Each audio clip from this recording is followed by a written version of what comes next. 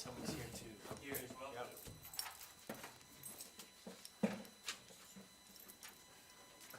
Ryan, how long do you think you need back there? It's short and easy. Okay, 10 minutes at most. perfect. And then any questions you have afterwards, obviously, I'll be happy to answer. Okay, perfect.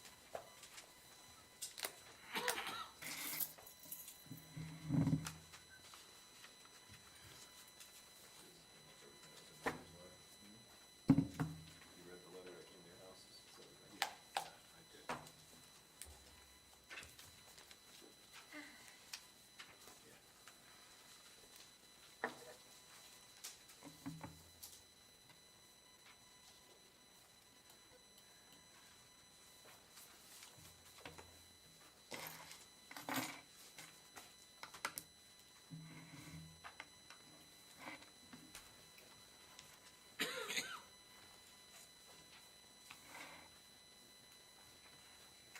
Can I get your business card, Ron?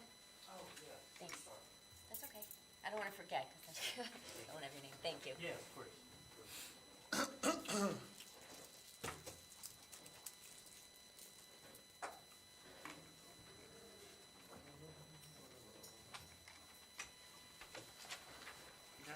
Hi. What's up, Karen? Hello, everybody.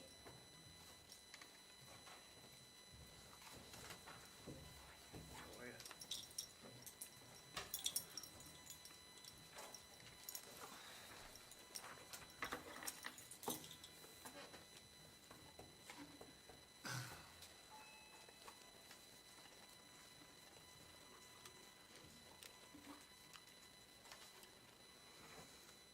Two meetings in a row, I remembered my readers. I'm getting impressed with myself. Finally admitting I need them. You need a spare pair of the drawer here for yourself. Yeah. Dollar Sure. Tree. Hey, Doug. How are you feeling? Showing myself. Your color looks better, though. Yeah. Yeah, you look. Still can't breathe though. Really? That's scary.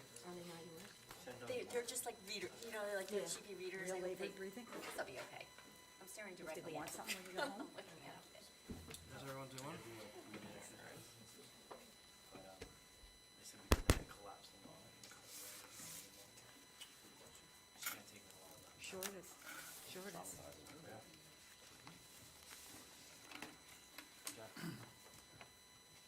I'm gonna be scared.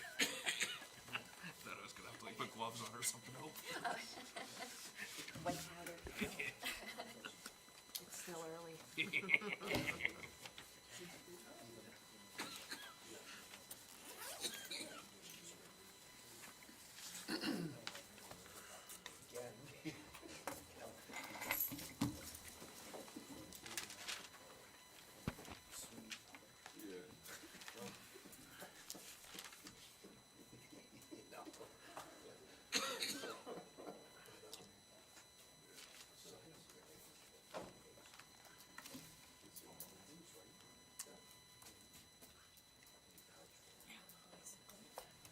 Going up next week, Josh, is accepted into the leadership assignment for the American nursing program. So, going up Wednesday, they're having the ceremony. It's gonna record the medals busy. along with the name, looking like this. Yeah, though. It's your third honors or something. Yep. Honestly, the last week it's gotten You know, takes them a little bit we to have a bloom. routine. You know? I can anticipate Yeah, different takes a little bit things. to bloom. Just learning. It's all worth it. Yeah. I mean, ready when you are. Yeah, he's good. Adequate notice of the time and place of this meeting was given under the provisions of the Open Public Meetings Act and was posted and sent to the officially designated newspapers in compliance with the law. Mayor Vitale? Here. Councilman Ramos? Here. Councilwoman Burns? Here. Councilman Benton? Here. Councilwoman Testa? Councilman Gant? Here. Councilman Cortez? Here. Can I get a motion to go into executive session, please? Make a motion? Second. Third. Fourth and fifth. Okay, and that would be, for Section 8 of the Open Public Meetings Act, with the exclusion of the public from meeting certain circumstances, and whereas this governing body is of the opinion that such circumstances presently exist, now therefore be it resolved by the mayor and council of the borough of Point Pleasant Beach, County of Ocean, State of New Jersey as follows. The public shall be excluded from discussions concerning the hereinafter specified subject matter. The general nature of the subject matter is discussed is as follows: real people, real property, Channel Drive update, Coast Guard building, legal issues, professional property appraisers presentation on revaluation, Bischoff versus Point Pleasant Beach, Moriello versus Point Pleasant Beach, Silvaggi versus Point Pleasant Beach, legal advice on civil service matter, and a personnel matter administrator. It is anticipated that the subject matter discussed may be made public upon its conclusion or final disposition. And to go into closed session, Councilman Ramos? Councilwoman Burns? Yes. Councilman Benton? Yes. Councilman Gann? Yes. Councilman Cortez? Yes. Could you go to Dunkin' Donuts for a glass of water, or you just like using your cup? Jump, will pop out. No.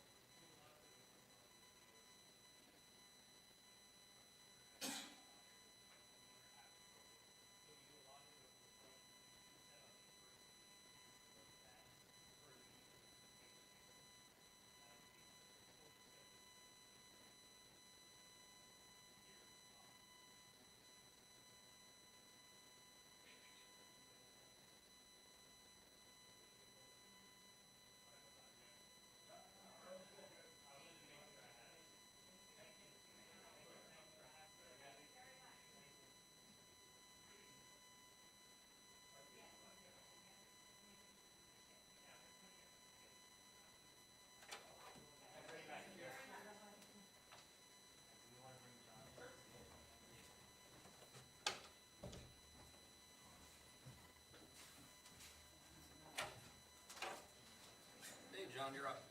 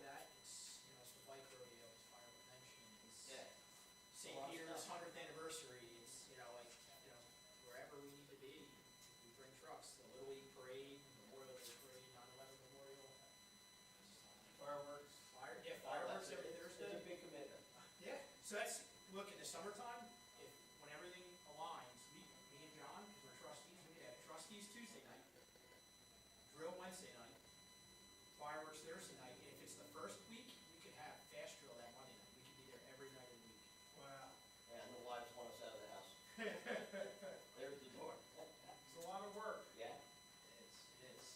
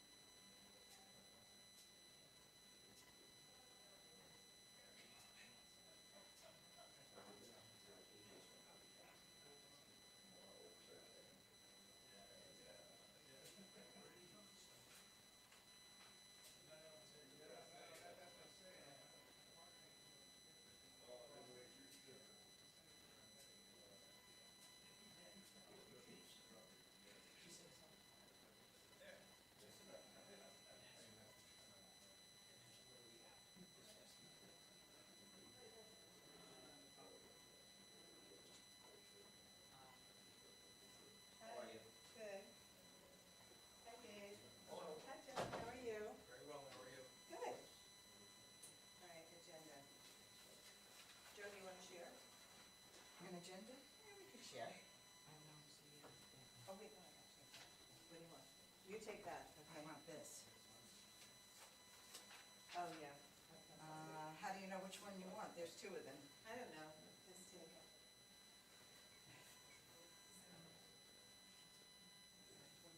That's that one.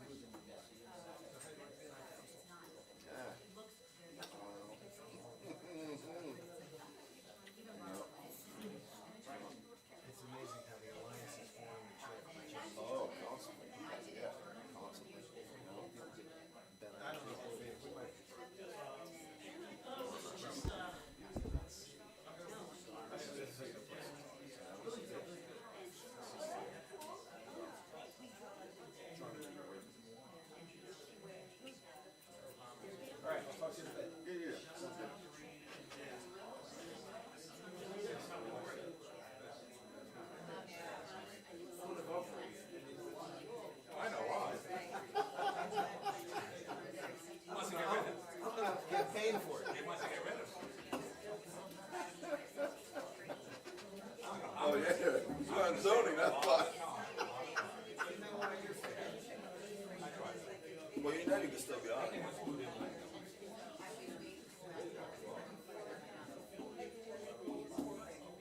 You can still be on it, you know. You can still be on it, you know. Well, that might as well just stay where I am then. I'm gonna spend 3 hours listening to you. All right, now we do it. You're good at that.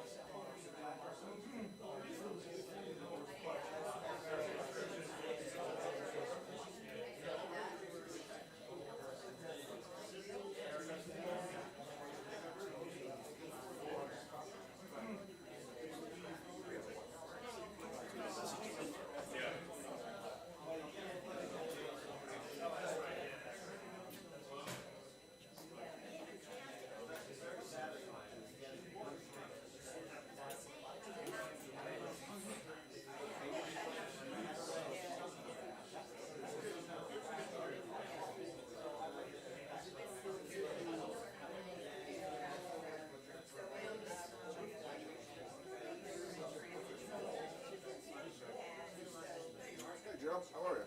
Good, how are you doing? Good. Put some air in that tire? What? Put some air in that tire? Oh.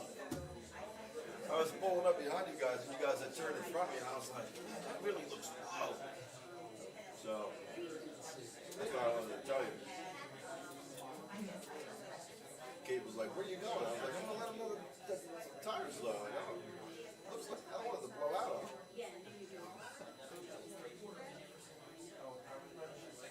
Ditch is working good still? Nobody broke the, nobody broke the wheel again or nothing? Still good? No. One we put on? Yeah, it's good, right? Solid. Oh, yeah, right. See the bunny? I did not. You didn't see me. No. Think when you were in it? Yeah. Santa Claus doesn't. Gotcha. Let's see you later.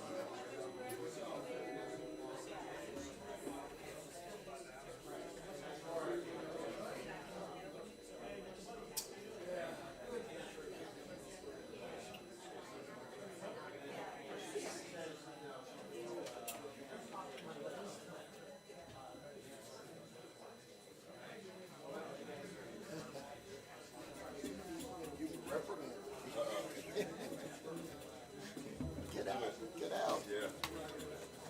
I didn't do it. John, how are you? Very well. How are you? I'm real good. I am.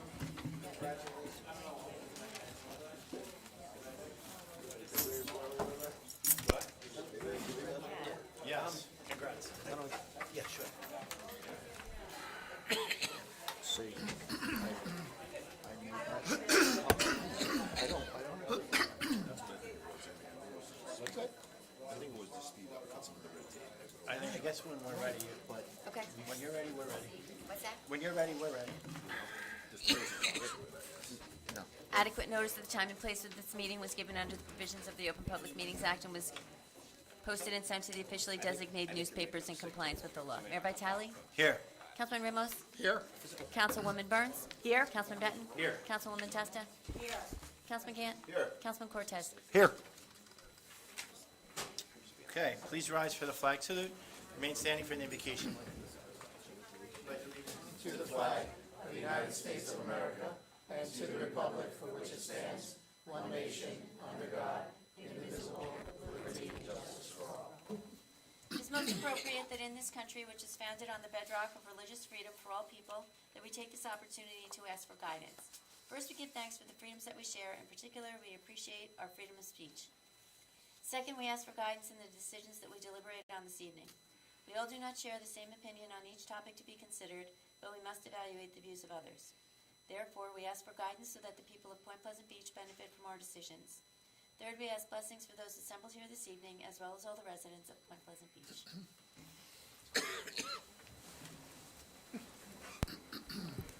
All right, good evening, everybody. Can I get a approval for the minutes from the April 1st meeting? Make the motion? I'll second.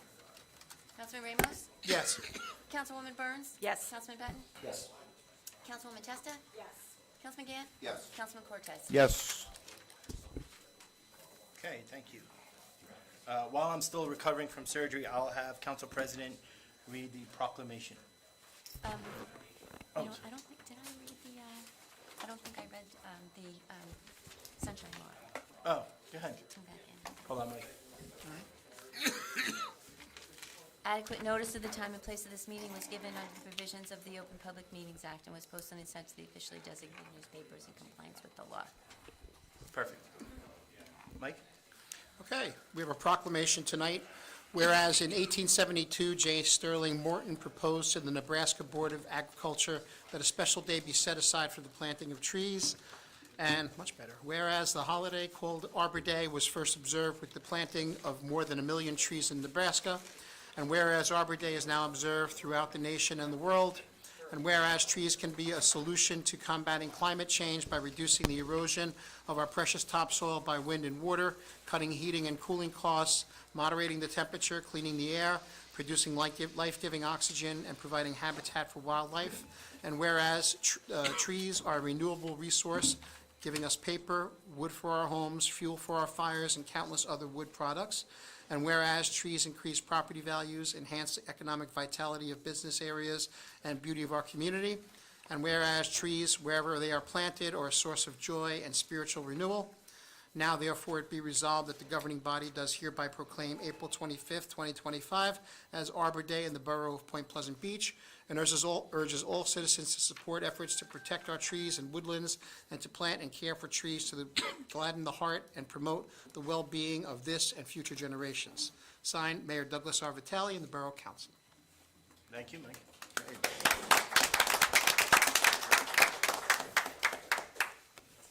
Okay. We have two discussions on the agenda tonight. The first being low-speed vehicle parking spots. I'll turn that over to Councilman Benton to talk about it. Thank you. We have an increasing number of low-speed vehicles in the town. They're golf carts. They're all electric, as you know. They can't be gasoline to qualify. And we thought we might get some green team points, some sustainable New Jersey points if we offered some specialized parking for them. I discussed it with the mayor and the borough administrator and the chief and the police committee, and we all think it might be a great idea to start a pilot program. Our idea is to take 2 parking spots on the corner of Broadway and Ocean, along Ocean, catty corner from Salty's Ice Cream, take 2 spots and turn it into 3 low-speed vehicle spots. They will still be required to pay for parking as any other vehicle, and it shouldn't cost us anything because we're in the process of striping everything right now, and that should be, is that correct? Are they south of Broadway? On the north corner. They're north of Broadway? Yes. Okay, then they're paid. If they're south, then they're, Yeah, they're Then the they're angled unpaid. parking. oh, then they're paid, yes. So that was the easiest. I went out and measured it. We can fit 3 spots easily in between the 2 spots with extra space.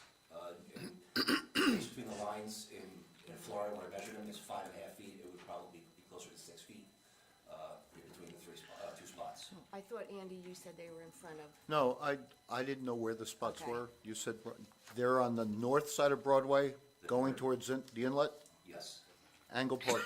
angled parking. Okay, low-speed vehicles can park in regular spots too, so why do we need special spots just for them? Because we can fit 3 in where 2 is, and it's just a pilot program just to see if they would even be used. And, you know, if they are, then we can open it up to more places. Now, that you say they're electric, I know they have to be. You don't plan on putting any charging stations or anything up, do you? Just simply restriping, adding numbers, which Christine confirmed with Kevin, who does the meters, is very easily accomplished. No. And if they're used, great, we can look at expanding, and if they're not, then the next year we can get rid of them. I will say, we're seeing a lot of the electronic vehicles on our roads, and I don't mean just the point-to-point shuttle. I mean, No, I'm more seeing and a more lot residents, sure. of Personal golf use. carts basically driving all over the town. And we, previous administration, lowered the speed limit on Ocean Avenue just to accommodate them. No, just to accommodate point-to-point. The Well, shuttle. it was all low-speed vehicles. Now, that's it. Are you gonna purchase a low-speed vehicle? I don't plan on it. Okay. Just so I understand, so if you have a golf cart in town, you can drive it anywhere in town? Where the speed limit is 25 miles an hour. You can only go on 25-mile-an-hour roads. So you Arnold can cross- Avenue, Ocean Avenue. Cross 35 with it? You can cross 35. Okay. And then how many spots are we giving up for these? You're okay with all Just that? we're gonna do it in that one location for free? The golf carts around town and Two everything? spots for free. Yeah, they're already, low-speed they're vehicles. already. Right up here on, that's the only Or- location. Yeah, Chief already said. North of Broadway, Correct. okay. Anybody else on the council have any thoughts? And we're losing 2 spots? We're turning 2 Or- into 3. Up to 3. Are We're those, charging for them, so. Yeah, those are pay spots Those north will of? still remain paid with the gas? spots, so Okay. in all reality, we're gonna gain a paid spot. Okay. When I heard Broadway and Ocean, I wasn't sure which side. I thought maybe it was in front of, right across from the ice cream place, you know, parallel spots, yeah. which I, No, no. parking is a premium for the, like Pilgrim Pathway, which is the last row. Okay. I thought this would be a great spot, because it's not the most utilized area. And We will gain a Okay. spot, but only the smaller cars Yeah. can park in there, so if they're not parking in there, then we're not really gaining anything, but. You know, Is that getting it's a damn shame, because Mini Coopers? my Mini Cooper would fit in one of those spots, but, Right. like, you know, I can go at a low speed, but Is everyone okay with pursuing this idea? I just want to know what brought this about, just because you're seeing golf carts or people are asking to have spots to park? there is an increase, I would say I count about 24 in town right now. And I know a couple people have asked some of the parking lots if they could work out a deal for a smaller spot, and I said, why not talk about it? No, I was just curious if a lot of people are inquiring about it, you know. No, I mean, I would hope it would be used, but if it's not, it's a one-year program. what's next? Motorcycle spots? No, really small? You know? Okay, so I guess we're all in agreement on that. Moving on to the e-bike ordinance, I'll turn this over to Council President Ramos and Councilwoman Testa. Okay, thank you, Mayor. As we had spoken, the mayor, myself, Councilwoman Testa, Chief Koleski, and our attorney, Mike Collins, we're all kind of involved in this. Arlene and I took it upon ourselves to kind of work on this and to get something to the council by April, and here we are, it's April, and we've gotten something to the council. We went back and forth, we looked at a lot of different towns and and we picked a lot of the better ones that we felt had strong ordinances. We cherry-picked, we looked at certain aspects of what they did, and we kind of, put together our own draft and a few things that we wanted to look at. So in this potential, we are looking at specifically defining the different e-bikes and low-speed bikes. We're laying out safety features that are required. We are significant, and the more important one, we think that is more specific to Point Pleasant Beach, is prohibiting certain locations in town. And some of those locations would be all of Point Pleasant Beach, Boardwalk, Pleasure Park, Band Shell area, any location prohibited by sign. The three key areas that we know have been an issue with e-bikes on the sidewalks, where they're going very fast, and it's a high pedestrian area. Lincoln Avenue to the corner of Route 35 North to Arnold Avenue, Laurel Avenue to Arnold Avenue on Bay Avenue, and McLean Avenue to Laurel Avenue on Route 35 South. The thought process there, and this is kind of part of the conversation that we had with the chief, is that they, e-bikes would have to be walked in those areas, not with the assistance of motors, or they can take an alternate route to get where they're going. Like I said, this is a first kind of crack at it. Penalty section, we do deal with abandoned vehicles as well, which would be abandoned e-bikes. One all of a sudden appears somewhere in town. We have something in here that would be able to deal with that instead of letting it just sit there and rot until somebody comes and gets it. And the penalties and everything else that we kind of placed in here, we haven't kind of finalized anything like that in our head, so we kind of just left numbers in there as a placeholder. So it's our starting point. You know, I know we just kind of got it to you guys, so it's something really to take a look at, and maybe we could look at potentially introducing it in not too distant future. Arlene, anything else to add? We also discussed, you know, who can be on the e-bike. You know, if you were to have some, obviously you can't have someone sitting on the, Handlebars? Yeah, no, that's in the safety section, there's a yeah, lot of, but if you have like an attachment, that's okay.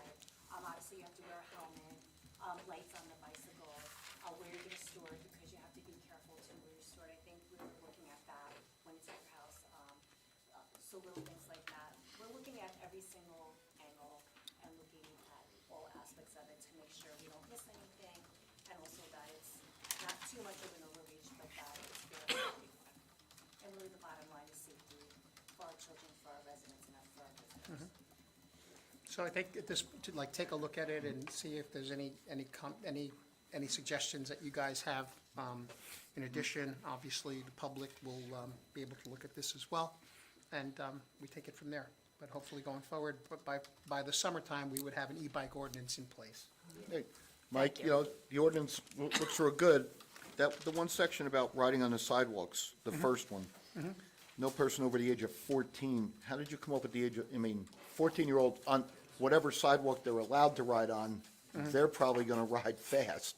I mean, does it have to be 14? Yeah, but this Does is it an be lower? e-bike, you know, our mentality with it and Yeah. our discussion in it, this is an e-bike ordinance specifically.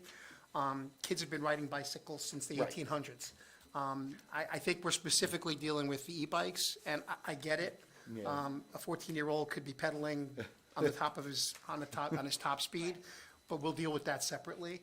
The e-bike thing that we've personally seen, Doug and I mean, last year, we were out on Arnold Avenue, and some guy, as we're walking out of one of the stores, just popping in to say hi to some people, literally whizzed past the door on an e-bike. I mean, would have taken somebody Right. out. And he was like being chased with another guy, and these weren't 13, 14-year-olds, these were like 18, 19-year-olds. Right. So, and it's something that we've heard a lot from the businesses and all the store owners on those avenues.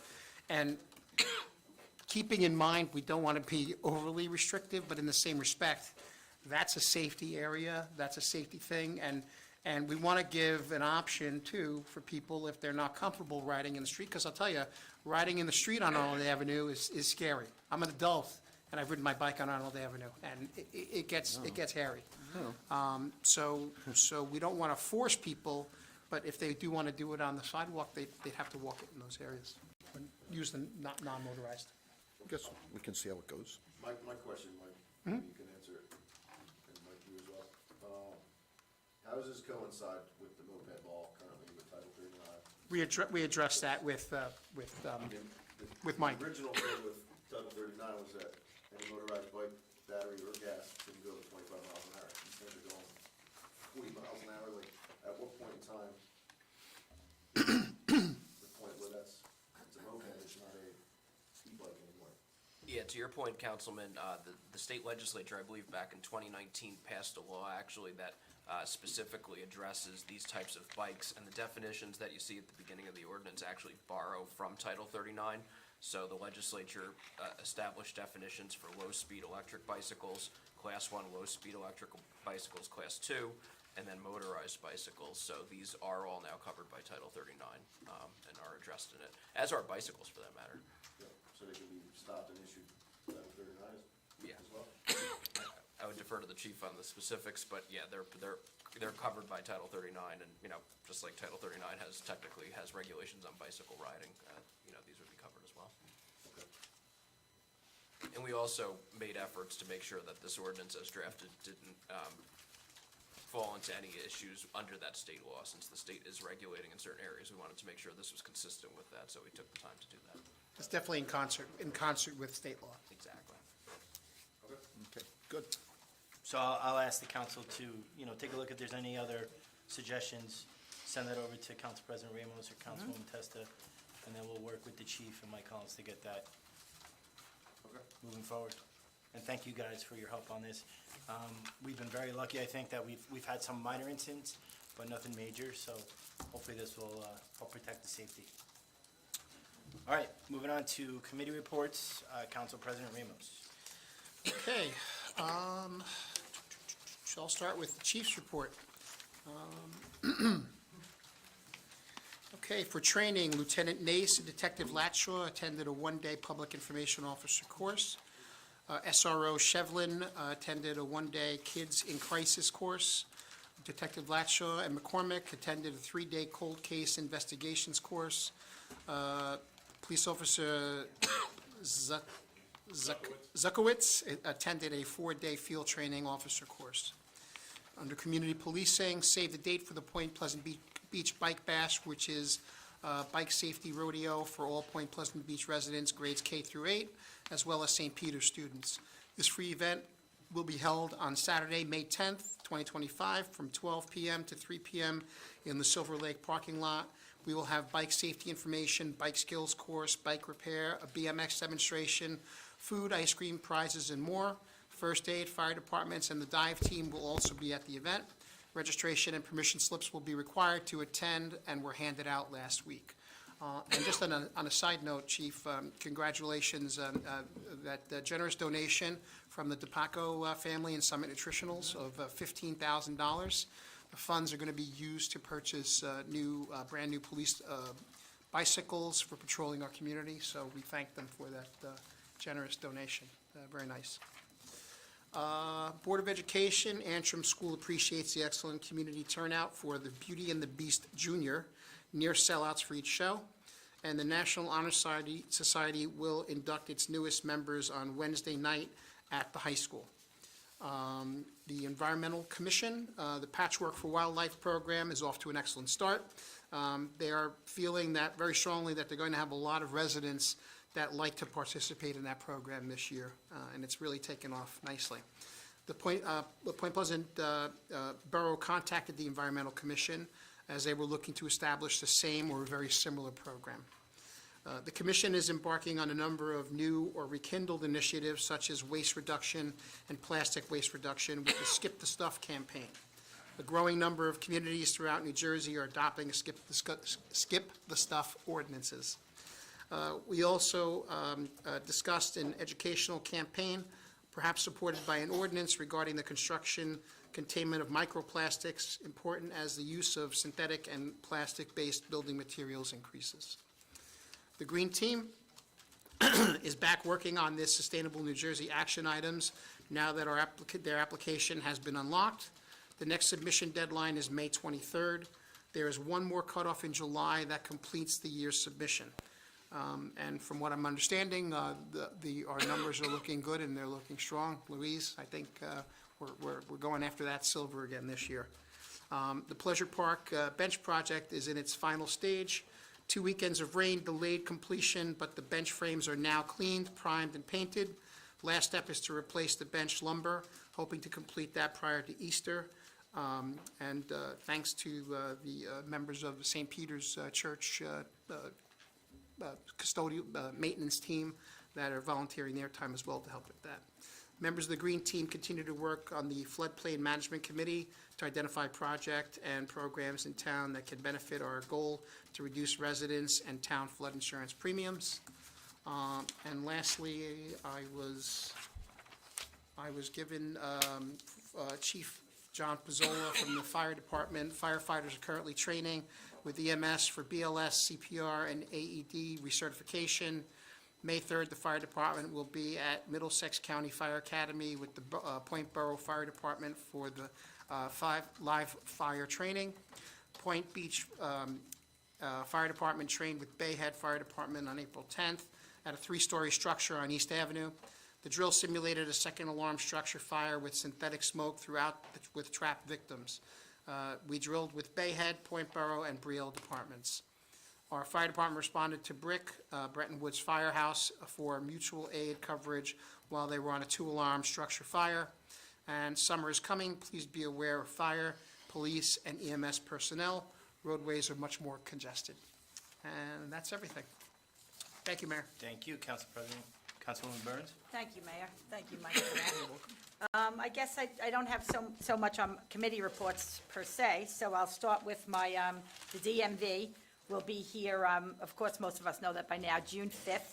It seems like it's going to be pretty simple. On May 5th, they're going to open up the appointments online, just like you'd go and register for our residents. And it should be that simple. So we'll see how the first one rolls out, and then I'll replicate that, and I'll have them back a couple other times throughout the summer. But they do encourage the persons that know that they're flying and need these real IDs to be the first ones that really kind of occupy these first, open up appointments. And I guess that would help everybody out. I have a flyer here that you could put on the refrigerator to remember. Christine, I know you and I had spoken about possibly doing a robocall. I guess like as a reminder, we could do the robocall in the morning and say like they're live now, so you could be kind of looking for that when they go on, because from what I hear, right, all over the state and all over the tri-state area, they're really difficult to secure. So this is gonna be open just for our residents for a couple hours, and then it's gonna have to go, statewide. And then if it proves that it was a nice service, then we'll replicate that. And I thought I was gonna need all the Gold Buddies and Mike Brodeur to help me out over there, and Mike, if I did need you for a couple seniors, do you think we could have a couple volunteers if we did need some help? Because it's only gonna be those certain hours that we're gonna need to line everybody up. Thank you. Like you could say no publicly. And then our dancers met today, our Zumba Gold and our chair yoga enthusiasts met, like every Tuesday. There were 27 today that participated, and that's it. I mean, it was Tuesday, Thursday, it was a little less participation, but the weather was so terrible, might have had something to do with it. We saw Louise there the other day, though. That was lovely. I loved seeing you. I did want to talk a little bit about, I guess I've learned that the fire department is in relatively dire need for some volunteers. So I'd like to roll up our sleeves and see how we get some, real good, strong candidates. There's got to be a way that we could put our heads together and come up with a driver, membership drive, and so, I mean, it did occur to me, Christine's probably not going to like this, but is there any talk, has there ever been any talk about like a small reduction in local property taxes toward those? Well, that you That can't. serve, or? Yeah, you can't do that. Everyone pays the same tax rate based on their assessment. I think Are some you talking about municipalities are kind of looking into incentives that. for volunteer firemen? Yes, So you could address maybe an increase in LoSAP. Right now it's $12.50. I think it started out at $1,000, went up to $12.50. It can statutorily go up annually. We're kind of out of this budget year. Right. Adopting the next one, but Right. that's a direct impact just to the volunteer first aid and firefighters. right, because I know municipalities are starting to look at other different clever ideas to try and, keep the interest up, so. But anything that you guys need to we'll roll up our sleeves and work together to try and come up with some solutions, to have some really strong, We also do a number of free bulk pickups. We do, I believe, free registration at summer camp. Right. For the volunteers. right, but that's still falling a little short for drawing the right candidates, right? Okay, and then I think that might be it for me. And then on the Channel Drive thing, because I might not get a chance to say that later, I'm all for the acquisition of it, really, but I did think, quite honestly, that we were gonna have some more discussion on it. For sure, so I thought we were not at this point. I was happy that we got to this point, but I thought I didn't think we were ready to have it on tonight. Just my feeling. And on that note, I think I'm done. Okay, thank you. Yep. Councilman Benton? Thank you. Water department started flushing hydrants. That will continue until May 9th. This is their busy season. We work with contractors installing several new water taps, and they have many more scheduled. The Brick Township MUA has temporarily changed the way, the disinfectant they use in the water on 414 while they flush their system. It usually takes 6 to 8 weeks, and residents may notice the water has a stronger chlorine smell, but there will be no change in water quality. The egg hunt was this past Sunday. It was enjoyed by many. It was a great turnout. Pickleball still has spots available on Tuesdays and Thursdays, and camp registration is now open for residents, and non-residents will open up May 1st. All of that information is available on our website. Also, ukulele guitar lessons on the beach is now open. Summer concert series is set, and the rec committee meets on the 4th Monday of the month at 6:30 right here. After our last police committee meeting, I toured the substation on the boardwalk, and it's in significant need of repairs and upgrades. I'm hoping to get there this week or shortly after with Christine to come up with a plan. And hopefully we do that for not a lot of money. Tunnels to Towers planning is moving forward for October 3rd exhibition, and we have contracts in place with the police security plan in place and agreements signed with Point Beach Schools and St. Peter's. They've also invited us to a groundbreaking event for a Veterans Village in Bayville, which I believe most of our event money that we raise will go to this Veterans Village, and that's May 7th. And I have the time and location if anybody's interested. Thank you, Mayor. Thank you. Councilwoman Testa. Thank you, Mayor. I don't have too much tonight on committee reports. I just go over the arts again to encourage everyone to buy their tickets. To encourage everyone to buy their tickets for Party by the Sea, which is May 29th, Thursday. It is at the Lobster Shanty from 6:30 to 9:30, and we would love to have you. Also, we're having the Jury Art Show, so if you're interested in that, we would love for you to sign up if you're an artist. I'm also looking for Artist of the Month. If you're an artist in here or you know someone, please send them my way. I would love to demonstrate their artwork throughout Townhall. And, I mean, that's really all I have. Beautification is just getting ready to order their flowers to get our planters ready and hang up the flags. And I know with the Municipal Alliance, I had spoken last time about the monies that we have left over. Some of them toward the bike rodeo, private graduation, but to the mayor's wellness. And I did get a list of things that we're going to be purchasing. So when it's, set, I will let everybody know what that money went to. And that's really it. That's all I have. Okay. As far as your report. Thank you. Councilman Gann. Good evening, everybody. Welcome to Townhall. Parking Authority, I believe the Arnold and Kramer lot is getting ready to be, start working on it, looks like tomorrow possibly. Looks like it got turned off. So that's getting repaved. They also received their budget money from the town for the yearly upkeep. And there's also an approval, the last meeting, for an ATM, ITM, over in Morton's lot, virtual teller, for Ocean First. When that's gonna happen, I have no idea, but, that was approved. Moving on to fire department, thank you, Mike, for giving my committee report for the fire department. Sounds great. And, like Karen said, we are in need of volunteers. So if you, wanna volunteer and come up to the fire department, by all means, please become a member. And that's all I have. Okay, thank you. Councilman Cortez. Thank you, Mayor. Hi, everyone. Real quick, public property, buildings and grounds, not too much. On the agenda, you'll notice, let me see, 1R paying Versalift. Yeah, town, we finally got our bucket truck back. It had to get some repairs and get its annual inspection, and everything is fine. That helps. Another one, what is it, 1X. There's a couple of storage buildings over at DPW. They're going to be getting new roofs. There were pictures in the packet. Yeah, they do need some new roofs. And lastly on there, 1FF, the courts. We're not building brand-new pickleball courts or anything. It's a company that's resurfacing. If you've been over to the tennis courts, they do have cracks in them, long cracks.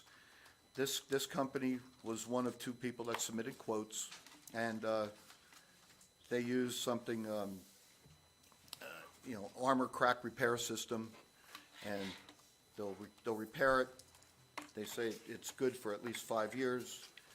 They're gonna fill the cracks with an acrylic surface filler, armor repair system for the structural, apply a black filler coat to the armor repair areas that blend into the surface, apply 3 coats of acrylic tennis surface, 1 filler coat, 1 texture coat, 1 surface coat.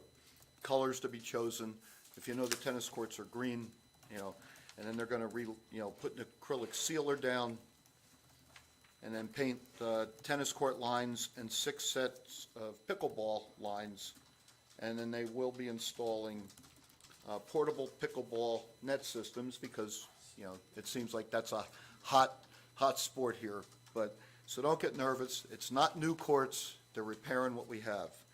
As far as shade tree, through the commission's 2 resident buying programs and limited free tree programs, 36 trees will be planted mid-May. Beautiful.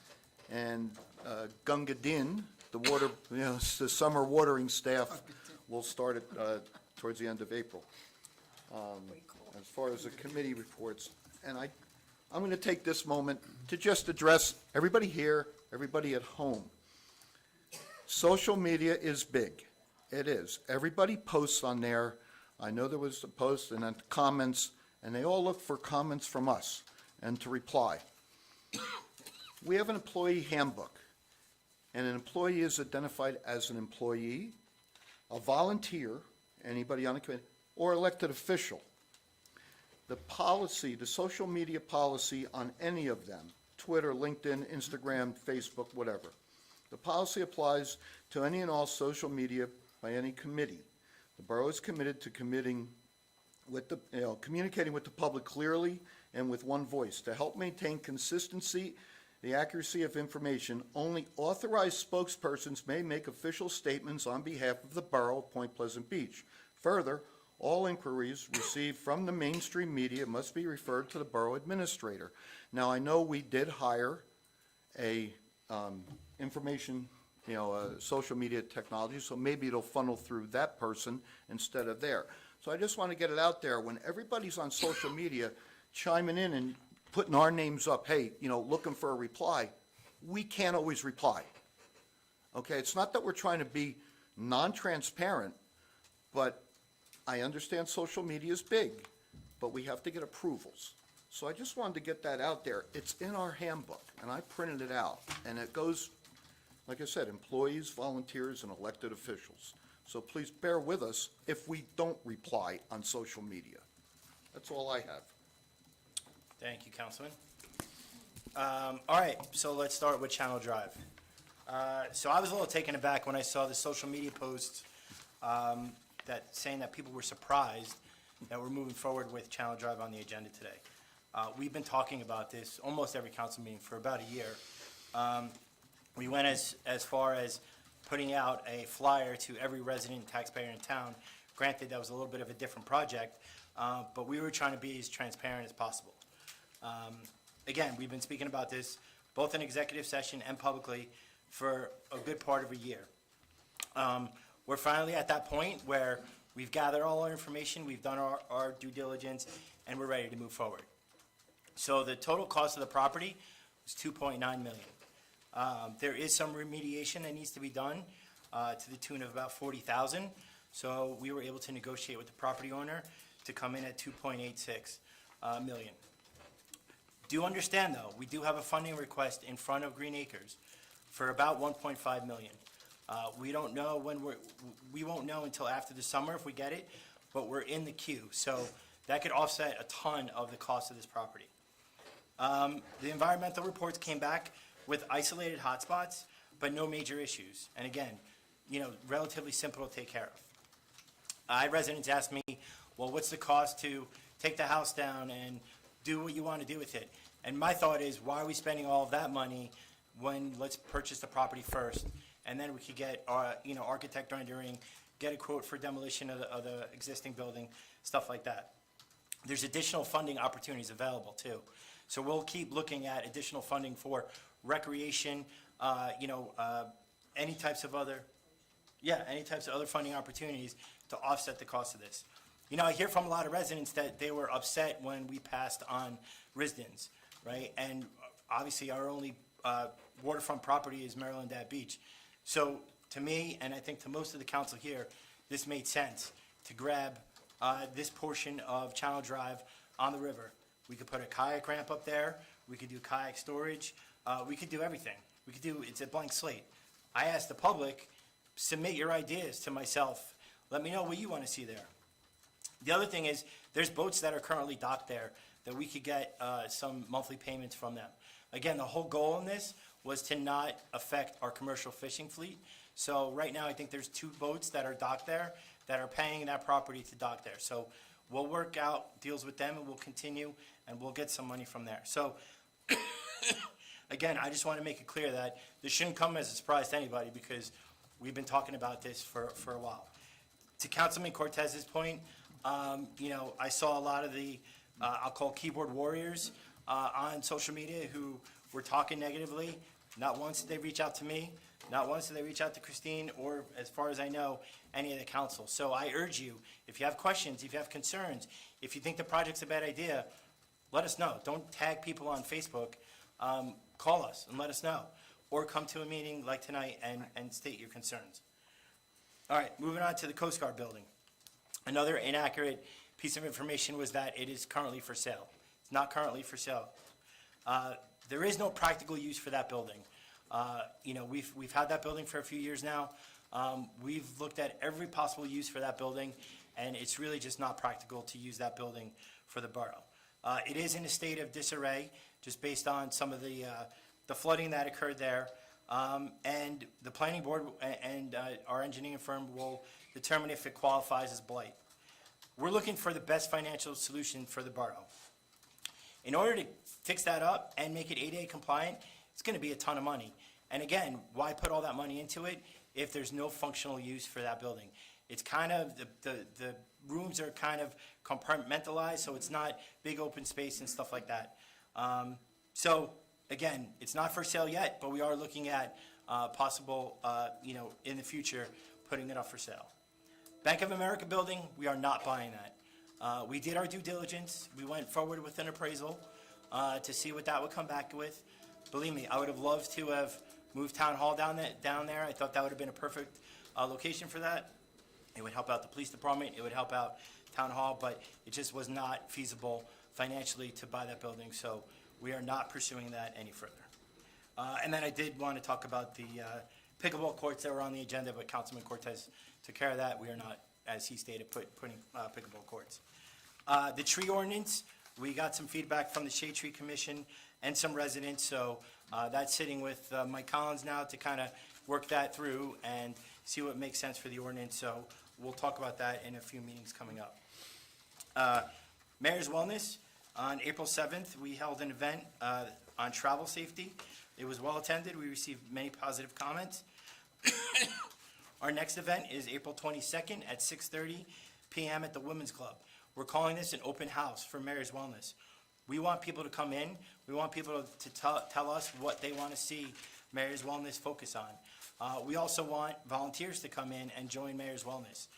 We're looking to do subgroups of Mayor's Wellness, so learning, activity, stuff like that. So if you're around that night, please come in. We'll also be celebrating our Healthy Town Award. We received all our entries from grades 1 and 2 for the coloring contest for both Antrim and St. Peter's. We'll announce those winners and host a celebration in each school later in April. And we partnered with Councilwoman Testa and the Municipal Alliance in this initiative. Mayor's Wellness is working with the Rec Committee, and they're planning and preparing for the summer camp season. And Mayor's Wellness will also be participating in the Police Department Bike Bash on May 10th. The Animal Welfare Committee is hosting their annual fundraiser on May 10th from 6 p.m. to 9 p.m. at Boatyard 401. Please reach out to any of the Animal Welfare Committee members or myself if you're interested to get tickets. And then finally, the Chamber of Commerce is holding a bartender competition April 27th at Boatyard. Tickets are on sale, and the Easter parade is this Sunday up on the boardwalk. Can I say something? You can, sure thing. Just to add on to that, also on the agenda is 1H, approval for Fresh Market, New Jersey, farmer market. It's gonna be in the train lot again, starting June 22nd to, August 31st. And from what I've seen, they're getting some really good vendors, so it's gonna be, I don't know, a lot, double what we had last time, so. Very I'm nice. Looking forward to it, and they're running it, which is gonna be excellent, so I just wanted to let everybody know that it's coming back. And also, I did wanna mention in my report that I forgot, we are definitely getting the, statues, the, Seward Johnson. Seward Johnson, and we're gonna be purchasing most likely 3. I'm trying to get a 4th one, and I'd like to have them up by the end of April, beginning of May, and they're gonna be on Arnold Avenue in May, and hopefully it'll get other people excited that maybe we can get some people that might wanna, donate and put some more up around town, so we're real excited about that, but look out for them, they'll be up, by Memorial Day weekend. That's what I wanted to say. Thank you. Christine? Mayor, before you Yes. go on to Christine, just one thing, just to throw it out there. I've had quite a few residents reach out, and I've had one resident in particular who has reached out about 20 times to me, and it just dawned on me. Anything happening with the time capsule downtown?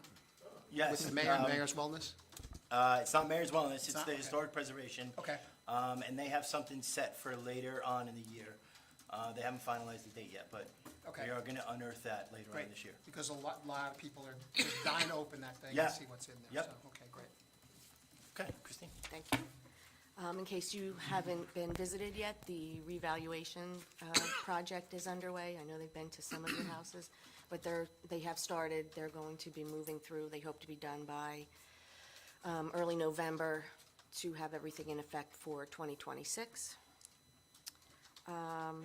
Had a meeting with a number of engineers over the tank painting project and the monopole. The monopole was awarded at the last council meeting.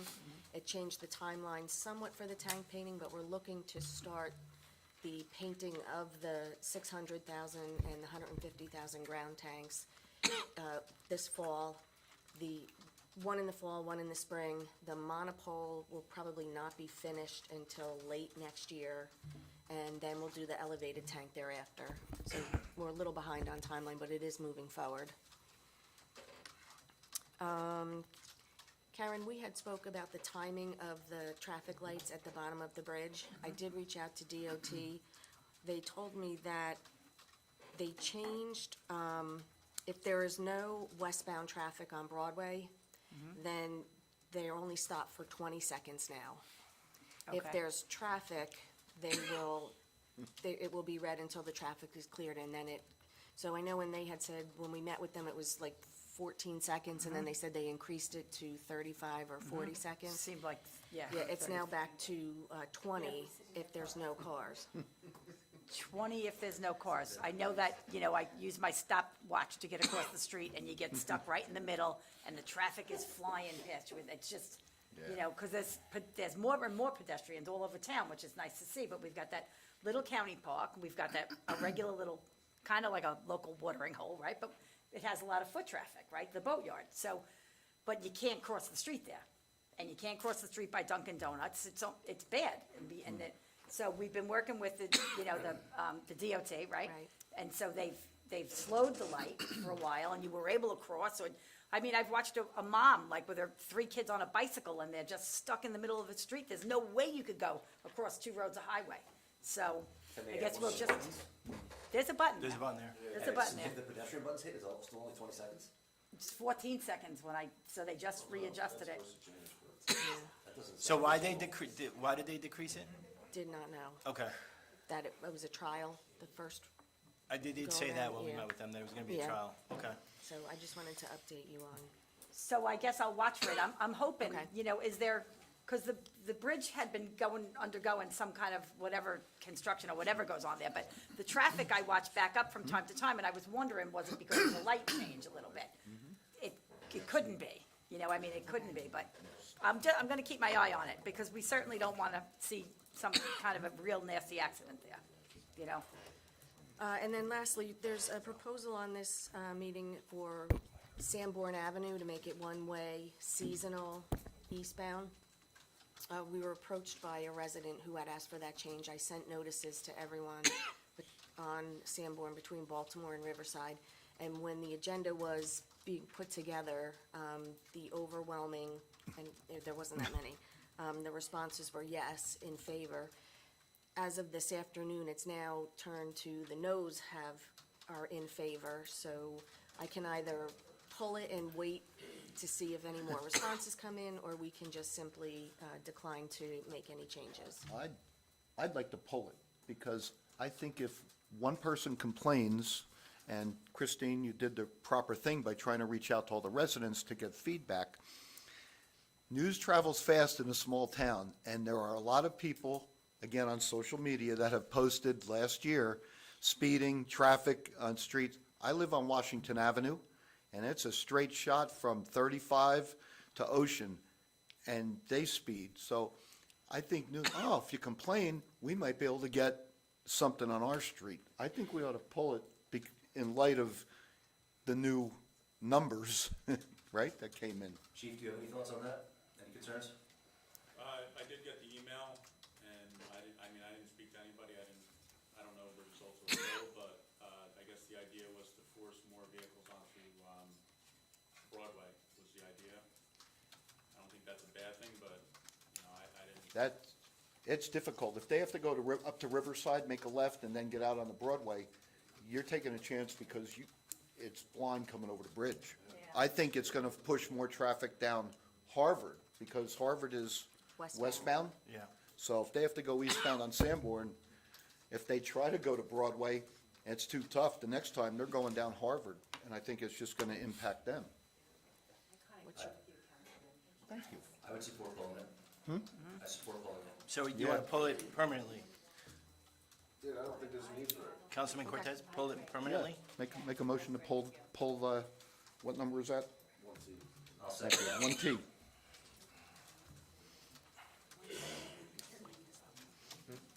Yeah, I'm going to go to him next. Yeah. To pull 1T, Yes. Councilman Ramos? Yes.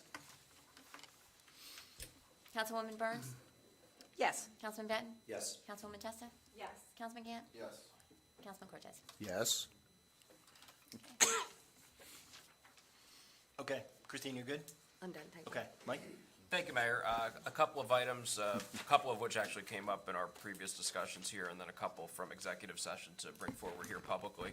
The first is, based upon the discussion on the low-speed vehicle parking spots, it sounded like there was a consensus, and chatting here on the side with the administrator, we thought it might make sense if the council, if there is that consensus, made a motion to direct us to review and prepare any appropriate ordinances or resolutions to allow for that. I'll make that motion.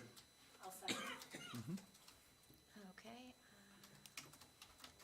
Councilman Ramos? Yes. Councilwoman Burns? Yes. Councilman Benton? Yes. Councilwoman Testa? Yes.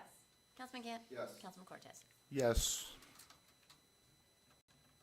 All right, thank you, everyone. So that takes care of that. We'll come back to you with whatever actions required to make that pilot happen.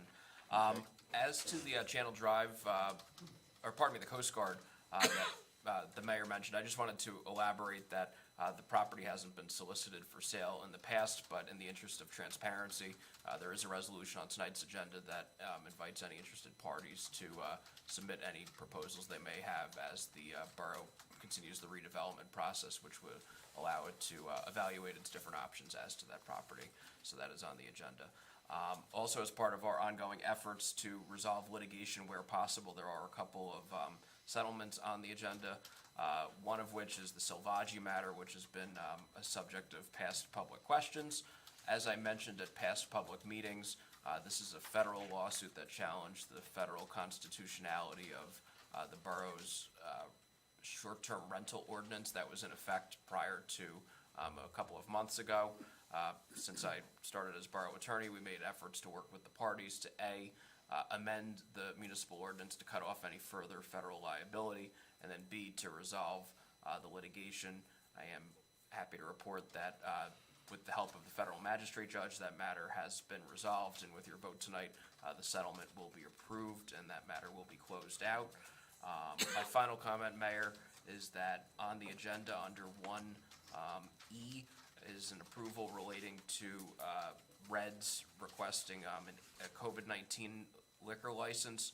I spoke with their counsel prior to the meeting, as much as I think the resolution is sound, applicant has requested that that resolution not move forward, so if the council so wishes, we can remove that from the agenda. They're no longer interested in that. My understanding is that they are, Mr. Jackson, this wouldn't be the time to speak. Yeah, I'll call you up, John, during public. Yeah. But my understanding is that they don't find the terms that have been listed as being satisfactory, and it was advised to me that we would requested that we table it. So Mike, do we have to like carve that out and make it a separate consent resolution so that we can, Depending upon the council's will, if the desire is to grant the applicant's request, we could certainly make a motion to table it if that's the desire. What do you guys think? pull it out and have it separate so we can have some You could discussion? discuss it, yeah, you could Yeah. certainly discuss it separately. I make a motion to pull 1E, make 1E, carve it out and make it a separate consent I'll second that. resolution 3. Yep. Who seconded that, please? Councilwoman Burns? Thank you. Councilman Ramos? Yes. Councilwoman Burns? Yes. Councilman Benton? Yes. Councilwoman Testa? Yes. Councilman Gant? Yes. Councilman Cortez? Yes. Okay. See? Well, Mr. Jackson, that's what a tabling would do. It takes it off the agenda from this meeting. I mean, there's no guarantee of whether it comes off the table at a future meeting, but we're fulfilling the request of applicant. Thank you. Sure. Well, it was being carved out for Carved out. discussion. What I had suggested, Yes. and I think clarifying, is that my suggestion on tabling, I think, is consistent with what was requested, which is action not being tonight. Okay. So do we And we could wanna- certainly, and it has not been tabled. The only action the council has now taken is to carve it Carve it out, so out. you can discuss it separately. And it's up to your will whether you choose to table it, or if you choose to act on it, up or down. Do you want to have him, Why, he's, we he, don't know the question, what's the questioning. If you'd like, we can discuss it. Yeah, You we can certainly can have discuss- it. You wanna discuss that now, or? that's the reason I carved it out. Yeah. Mr. Jackson was here, Yeah. so Sure. we can, You after want to call out everything. Mr. Jackson now? Do you want me to kind of set the table and then, Please. if you want to hear from Mr. Please. Jackson, through Yes. you, Mayor? Yeah, let's do that. Yeah, so we have met with Reds. They applied a COVID-19 expansion of premises permit application, which seeks to license a portion of the property so that folks can consume alcoholic beverages on the dock area. It was pitched as being, while waiting for a table or what have you. So in speaking with the zoning officer, code enforcement, police chief, borough engineer, we've had several conversations, administrator, and we came up with a list of conditions that we felt were appropriate in order to kind of protect the health, safety, and welfare if licensing the area that's been requested by applicant. I believe applicant has concerns about one particular portion of that, which requests a physical barrier, or a physical demarcation exists between the walkway, which would go from the restaurant to the docks, because originally, the proposed licensed area kind of encompassed even more of the parking lot, which was a concern of the incompatibility of moving vehicles and people carrying alcoholic beverages. So, that physical demarcation was intended to make sure that those two uses were separate. So that's kind of where we stand right now. But just want to set the table for the Okay. council, and if you want to hear from Mr. Jackson, I certainly have no objection. Mr. Mayor, members of the council, for the record, John Jackson on behalf of Reds. That issue where we had the whole parking lot shown, that was just a mistake. The whole plan at all times was to have the dock area. My clients are concerned with the physical barrier. What does that mean, fence, whatever. So what we're proposing as the expansion would enable people to go to the dock and walk on the docks with a cocktail, as they're doing now with, their own. So we now that we have a liquor license, we wanted to make that appropriate. And just the way the dock is set up, the way they come down the ramp and go to the dock with their, the way they serve patrons and everything, to have a physical barrier as part of our requirement. My clients were concerned that with that language in the resolution, someone could say, well, what's a physical barrier? Is it a fence? Is it a wall? And we don't think that's appropriate to have that between the street and the view of the river and everything like that. We think it would be difficult operationally. My client's only request is to enable them on, it's really just on the dock area. And then there's a section of macadam from the front door to where the dock is, it's right along that little outdoor seating area. That's all it really is. I have spoken to the chief about it, I spoke to Mr. Collins. All I'm really asking, unless the council is willing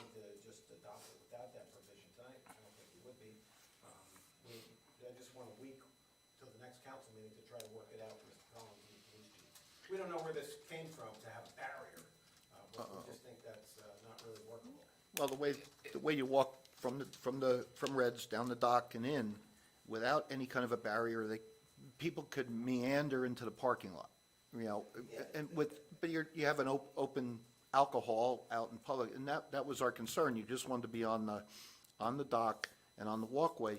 So, yeah, I know we have to term it physical barrier, but that could be what, Some nice a rope. rope. And the term actually in the resolution, I would, a little less draconian than barrier. This isn't the Berlin Wall. It says physical divider. Right. Divider, And you right. know, we had a conversation offline. I mean, I don't think the borough is looking for anything permanent. In fact, anything No. permanent would violate zoning. It's really meant to No, just kind of create that separation. To that keep council- honest people honest, from walking around to the parking lot, right? Like a line rope that's stretched. Yeah. We would agree, we just want to have that little further definition on that, and if I could just have to the next council meeting, we're not walking away from it, I just think we Yeah. can clarify it further and work out a satisfactory solution. So are we okay to table it? So, I'll make Yeah. a motion to table it. Yeah. I'll second that. Thank you for your indulgence. Thank you. You're welcome. Thanks, John. Good night, John. All in favor of tabling? I- Mike, anything else from you? Let me just look, Mayor.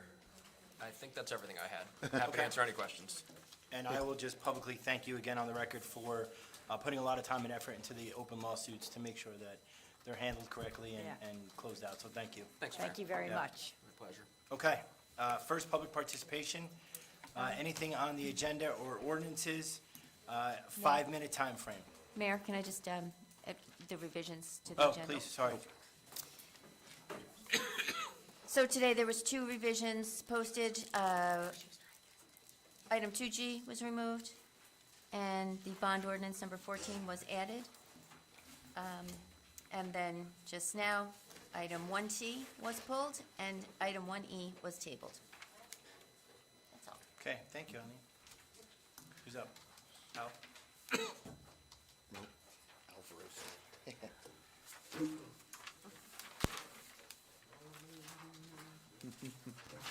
Thank you. Hey, Al, thank you.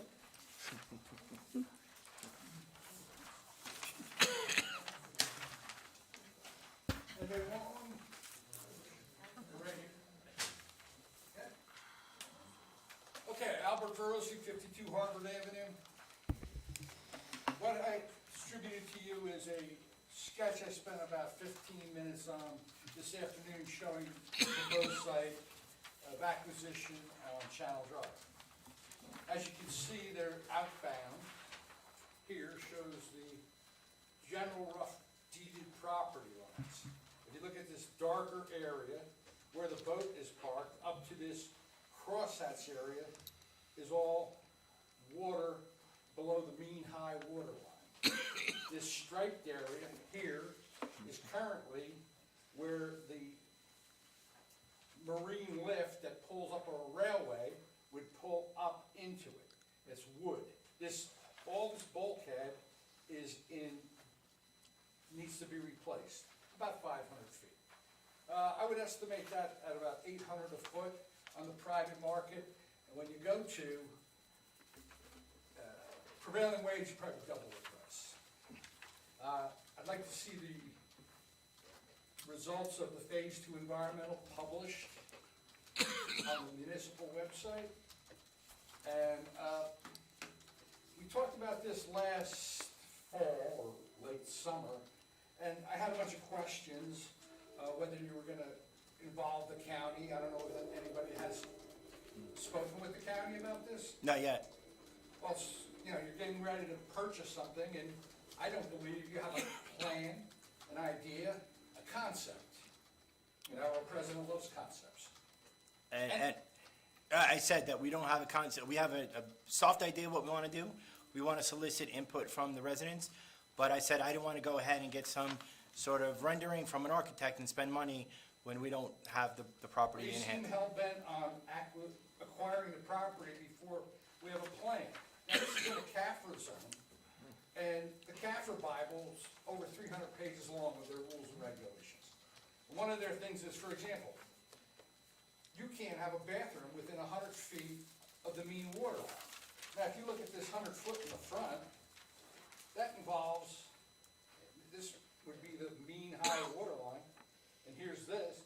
That involves almost the entire property except for this little corner where the driveway is.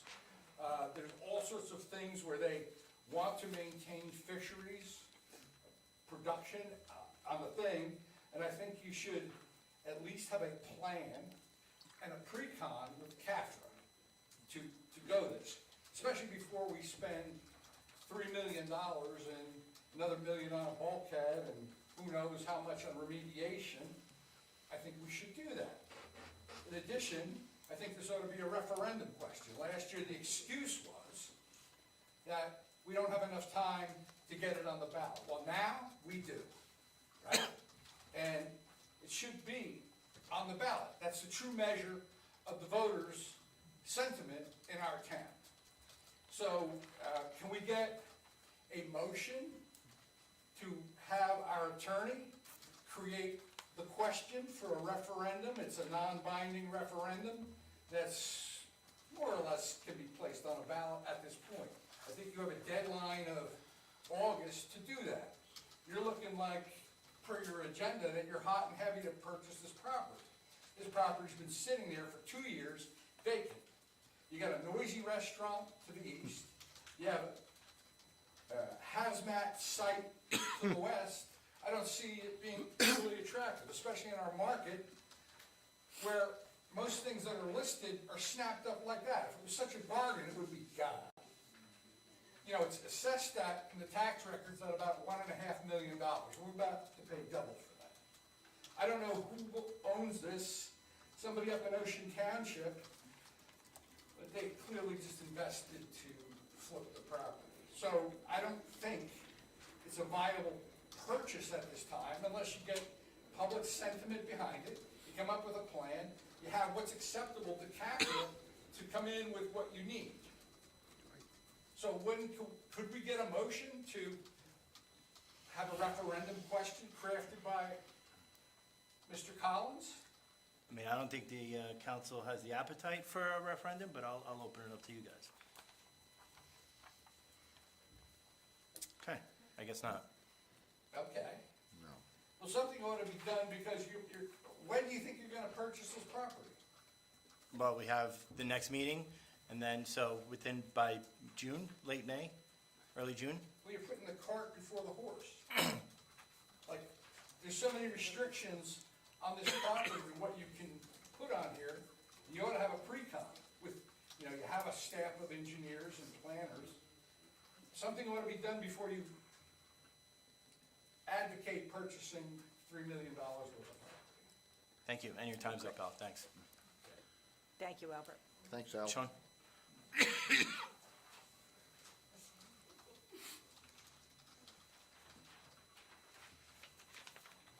Sean Hennessy, 618 New Jersey Avenue. Mr. Verosi made quite a few valid points. So I haven't been around the last year. He said it was discussed for over a year. And I also think it should go to a binding referendum, not a non-binding, a binding referendum. And if it's not the appetite of the council, why? Why don't you want to know what the voters want? Why isn't it in your appetite? I mean, I know we sent out the initial flyer, and again, that was for a much larger project. That was about 50-50, so we have some sense of what the residents want. I just don't think a referendum makes sense now, at this time. Are you talking about the vote that was on Facebook? No. We sent out a flyer. I didn't get a flyer. This would have been last year at some point. I wasn't on council. So- That's last year. Again, I think it should be a binding referendum. I think you should be, your appetite should be what the voters want. I haven't been around for a year, but I'd like to hear why you guys think it's a good idea. Mayor Vitale, you want a boat ramp. I said kayak ramp. Kayak. As an idea, it's not. As an idea. I'm not set in stone on it. Councilwoman Burns says she's all for it. There was no reason why. I'd love to see some jet ski activity there and stuff if they can do, but I also said that I thought it was too early without all of this being answered, is what I said. we had some questions. I think this was early to introduce it. You thought it was a good. Yeah, I think purchasing, a valuable piece of waterfront property at a beach town when there isn't anything left, it's sound. Well, I mean, 1/3 of it is water, okay? So I guess that's where you launched the projections from. But, no offense to the owner, this is a dump we're buying. We're buying a 100-square-foot dump piece of property for $2.86 million. Sean, can I, Sure. I'm just gonna make a statement. So, last year, I was on the open space committee. I'm not on it this year. This property was originally brought up with open space. Your job is to look for land that we can acquire. It's very limited in this town. So there was an opportunity with some of these, properties on Channel Drive to take a look at. Actually, Glenn Pisano was here. He presented it last year. He came up, and that's when we had said, you don't need to do that. We'll look into it. So every week we looked into it. We looked into it every meeting, even at open space. We came up with all the different resources that we can get to help bring that cost down. Originally, we wanted to look at more property. We narrowed it down just to this one property. Like the mayor said, I mean, we did send it out. I mean, I can't speak, like you said, like the whole town, but I've had many people come up and say that they're really for the property as well. I haven't heard a lot of negativity. Honestly, I haven't, and I'm being very transparent about it. A lot of people want that property. Me personally, I think it would be great for this town to purchase that property. I mean, I don't know what we're gonna do with it per se. We don't have to do anything with it. We can leave it, we can clean it up, and leave it just as open space, just to have a nice piece of property. I've heard from other council members, I don't know how much, again, with the bulk, you brought up a great, that was great what you brought up there. That is something definitely that we have to consider. But again, if you can use that and rent that out for boats and different water activities, that's rateables right there. Right. There's different things you can do with it. I just think that, if we turn this away, I think in the end, we're gonna regret it. That's my personal opinion as a council member, and that's why I'm for it. I think it will be very good for our town. I think if we can get money, like the mayor said, in other ways to bring the cost down and make it where people might even want to invest in it, I think it's good for our town. We don't have a lot of property.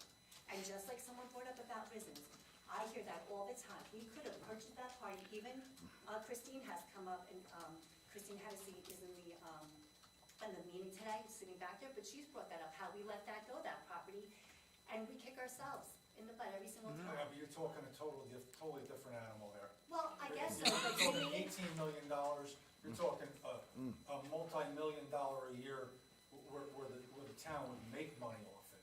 okay. You're not gonna make money off of this. Okay, all right, but what I'm saying is that people said we should have done it, and I'm saying that if we let this go, per se, we don't get it. I think that maybe in the end, people are gonna say, wow, we should have really gotten that property. Again, I'm for the property, so you asked, and that's my feeling. So, I'm just gonna touch on, Sure. Mr. Verosi said, we need a plan. We purchased the Coast Guard building, which is now deemed, what did you deem it, Mayor? Blighted? No, The Coast Guard blighted. That was a different word. It's unusable. Unusable. Unusable, Let's just sorry? say it's unusable. So we spent $1 million with no plan on a Coast Guard building, and now it's unusable. And we're thinking about maybe selling it. The intent for the Coast Guard building goes back to when Stephen Reed was mayor. It became federal excess, and, correct me, I want Christine Realtor, correct me if I'm wrong, if my memory is fading in my old age. It gets offered to the state, and then it gets offered to the county, then it gets offered to the town. The sentiment in town was, it's a nice building. It is historical. It's great. Let's save it before, we don't want anybody to tear it down. It had water damage inside, I believe, from some broken pipes, and there's no parking and anything. So the goal, I'm all for selling it because the goal is achieved.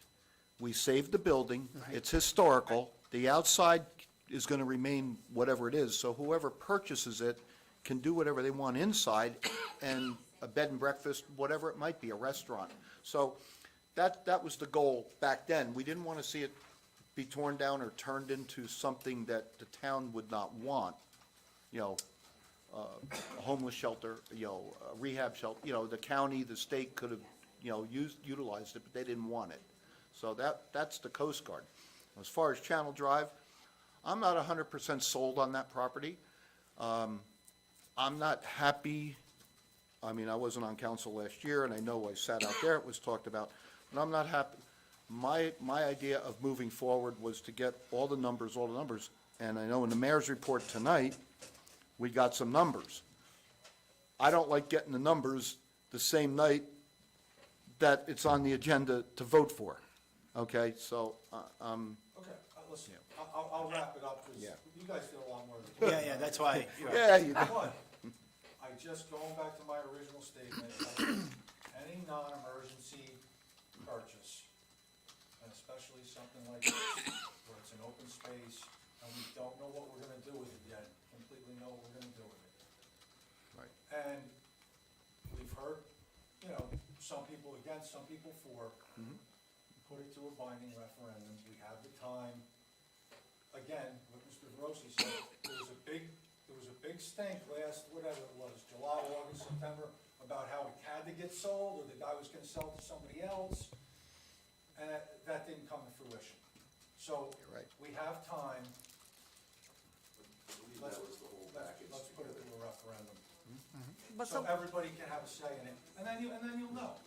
That was a couple pieces of property. So then, can I just Okay, ask but I something? know it's shrunk down now, I know that. If we did put it to a referendum, and then the town wanted it, it's not even guaranteed that the property would still be there at that point, right? So we could put it to a referendum and expend the cost, and the property could be gone by the time we got there, right? I mean, that's, We're gonna get into that that's cer- situation, we spent $15,000 to appraise the bank and we didn't buy, like, what are we doing? We well, weren't afraid to spend that money to appraise the bank and then we didn't buy it. no, but I'm just saying, the time loss could be that we won't I even, don't think it the won't be council- there. I know you're looking at me, Councilwoman, so I just want to respond. I don't Thank you. believe you're addressing the soft cost of professional work related to it, No. as much as the fact that there's a willing seller right now. Right. And if the seller sold to another entity. Right. During the time that the borough looked at a referendum, I think the councilwoman saying that Right, we so- have the buyer so making, I'll we leave have on this, terms. I would take that chance. I would take the chance on waiting until November, and if the guy really needs to sell it, let him sell it to somebody else, and then let it be their problem. And I just want to make a note that and you could go back to the sheet, but the property appraised for the sale price, and we had two appraisers in, and confirmed that before we move forward. So, it is the true price that it got appraised for. I think it's important to point out too, Mayor, that, this property as well as Laurelton Welding and all the properties on that other side have been identified on the Rossi for this town for years. It's open space. It was areas that we were encouraged to look at if the opportunity came up to purchase them, that we should look at it. We were open and transparent with everybody, and we sent out that mailer talking about a $17 million purchase, and that was pie in the sky if all of those properties were available and were able to purchase. Well, Laurelton Welding and all those other properties, they got purchased. Somebody owns them now, and they got plans. They're gonna do whatever they're gonna do. I don't know what those plans are, but I'm sure they're gonna be coming before the planning board or the Board of Adjustment. This is the piece of property that's left. This is the piece of property that we expressed interest in. I think that, property is gonna change on that area of town. It's a blighted area, it is, and it's not gonna be a blighted area forever. There's a lot of people that have a lot of plans to do stuff there, so that's my 2 cents on it. Yep.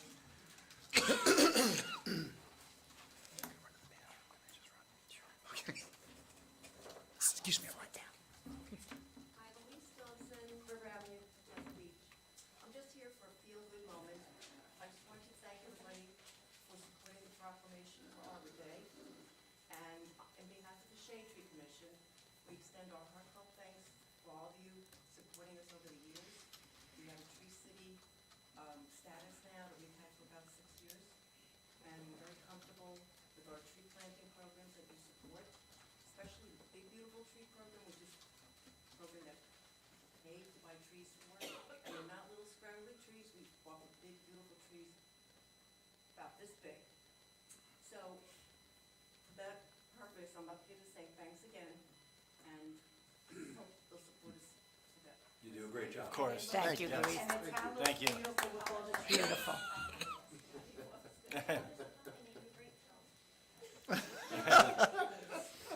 Who's next? Dave?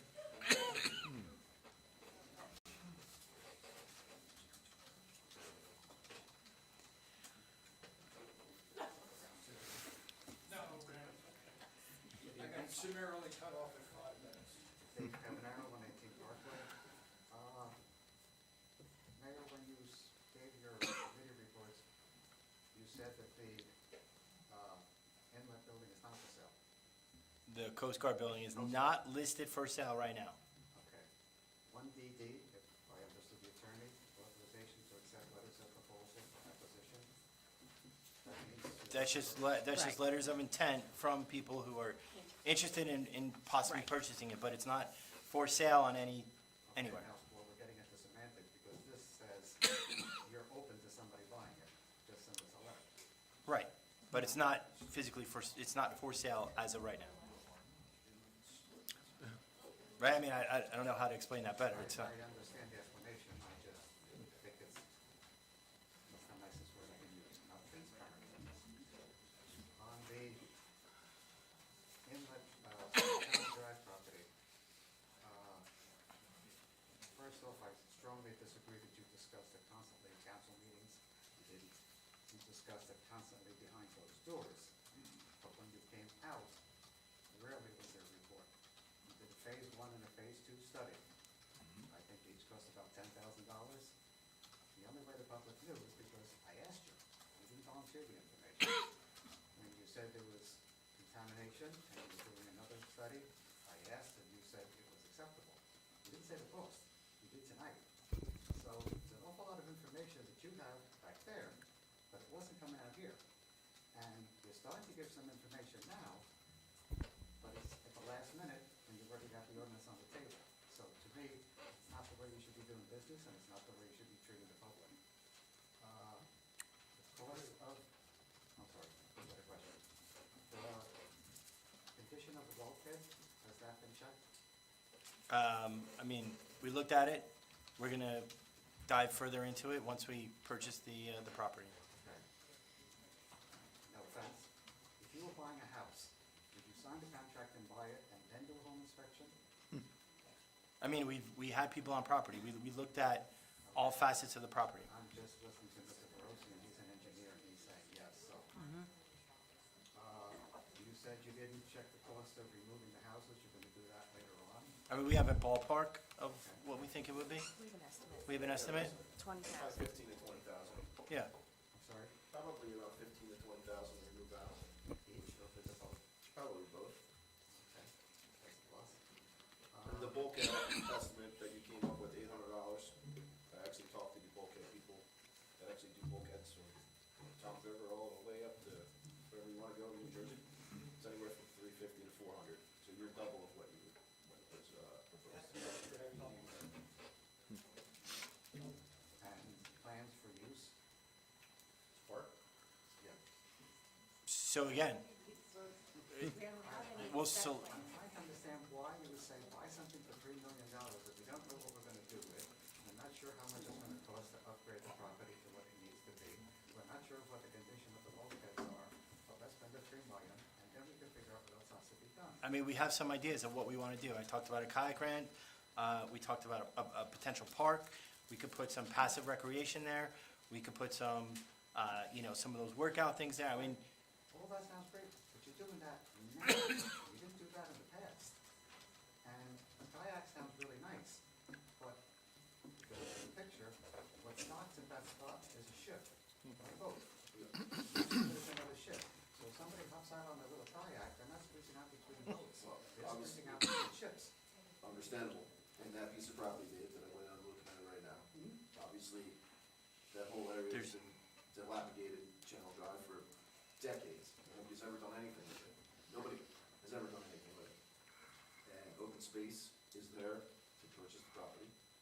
That went to a referendum. Our taxes pay for open space to purchase open space property. So that already has gone to the people. The people said, take the money, and if something comes along, it's there to buy it. So that vote right now is probably where it's at, because nobody keeps or monitors that property. They paid for a monthly rental, and they decided, hey, I'm gonna park that boat there to that day, because it's available. I'm pretty sure that if we do get the property, then that boat won't park right where it's at, and that space will be free and be open, and if somebody wants to take the kayak down, they can take the kayak. Do you have any idea what it's gonna cost to repair that dock or remove the dock that's at the end of that little channel? We do not. No? Then all I can say is, don't vote yes to this tonight until we have all that information for the public. I'll give you 30 more seconds, Dave, because we have some back and forth. This one is nice and easy, 1Q. Thank you. Oh. Kitty? How many of us fall under that? Wait, what's, Hi there, Kitty Stolzen, Channel Drive. So I guess my first question is, what is the settlement amount for the Salvaggio lawsuit? $305,000. The $305,000. The liability is principally based upon the fact that the cause of action was under Section 1983, which contains a fee-shifting provision making, claim for attorney's fees. The matter was litigated for several years prior to my taking over as borough attorney. And, as I said earlier, the intent with the borough adopting the ordinance earlier was to cut off any further liability and to be able to establish a settlement. And I would also mention that the borough is insured for the claim, so approximately 80% of the settlement amount will be covered by insurance. How much do you think that we spend for attorney fees, legal fees for the Salvaggio case in total since it started? We can certainly get that information for you. My time's been relatively limited as we've been working towards settlement. The time I haven't litigated the file, outside counsel was appointed. So actually, there's been JIF counsel handling the case from start to finish. I obviously served as borough attorney addressing it, so there were some costs there. But the lion's share of any borough costs would have been prior to. What did you say, Jim? The joint insurance fund, that's like the Joint that's the insurance insurance for the borough. So it just said, Christine, do you know an estimate of the legal fees? I don't, because it goes many years. We have a co-insurance with the JIF. They would then sporadically send bills for our portion of the co-insurance. And then, I guess that would be it, Captain, wouldn't be. Because it's hard to OPRA request it. It's very difficult to OPRA request the amount of legal bills for a case because they're not like itemized. So I don't really even know how I would go about OPRA requesting that. Just really for my own curiosity, because the money's already spent. It is what it is at this point. I will say, generally speaking, what you're asking for is definitely publicly available under Oprah. I know, but how difficult. I just got denied 2 different OPRA requests for, I can't figure out what I'm doing wrong, so. Understood. Not for that, by the way, for something I Understood. thought would be much simpler, but, so, it's, okay. Then I also have some concerns with exceeding the cap bank by 3.5%. Is that correct? So we're not exceeding the cap bank. That allows you to bank for future use if you need it. The budget as introduced is well under the cap bank. This is a procedure that's done every year in every budget. If I could just interject, there is a public hearing on that, so if you want your comments in the record specific to the ordinance, you'd probably want to come back up during that. Oh, like at a later date? No, later just- today, later no, today. today, in For just a moment. Second for reading. second public, yeah. You could, Okay. Second reading. Okay, got it. And then for the Channel Drive, I'm like #1 supporter of buying Channel Drive, but I do understand it's a tough sell because there is a lack of public buy-in. I do wish that there actually would have been an architect's rendition so people can see the vision and actually a complete breakdown, how much money is coming, if any, from the federal, from the state, from the county open space committee. Then what are the plans for keeping it up? Like, will there be a board of directors? Are we seeking naming rights for the property? I mean, it's for sure a tough sell, and it's difficult for me. And it's interesting, the different perspectives on the property. Some people look at it and they just see like a blighted property. I see it as the proximity to the inland waterway is like second to none. It's just incredible how close it is to Manasquan Inlet. I see it as, people say, oh, we have enough open space.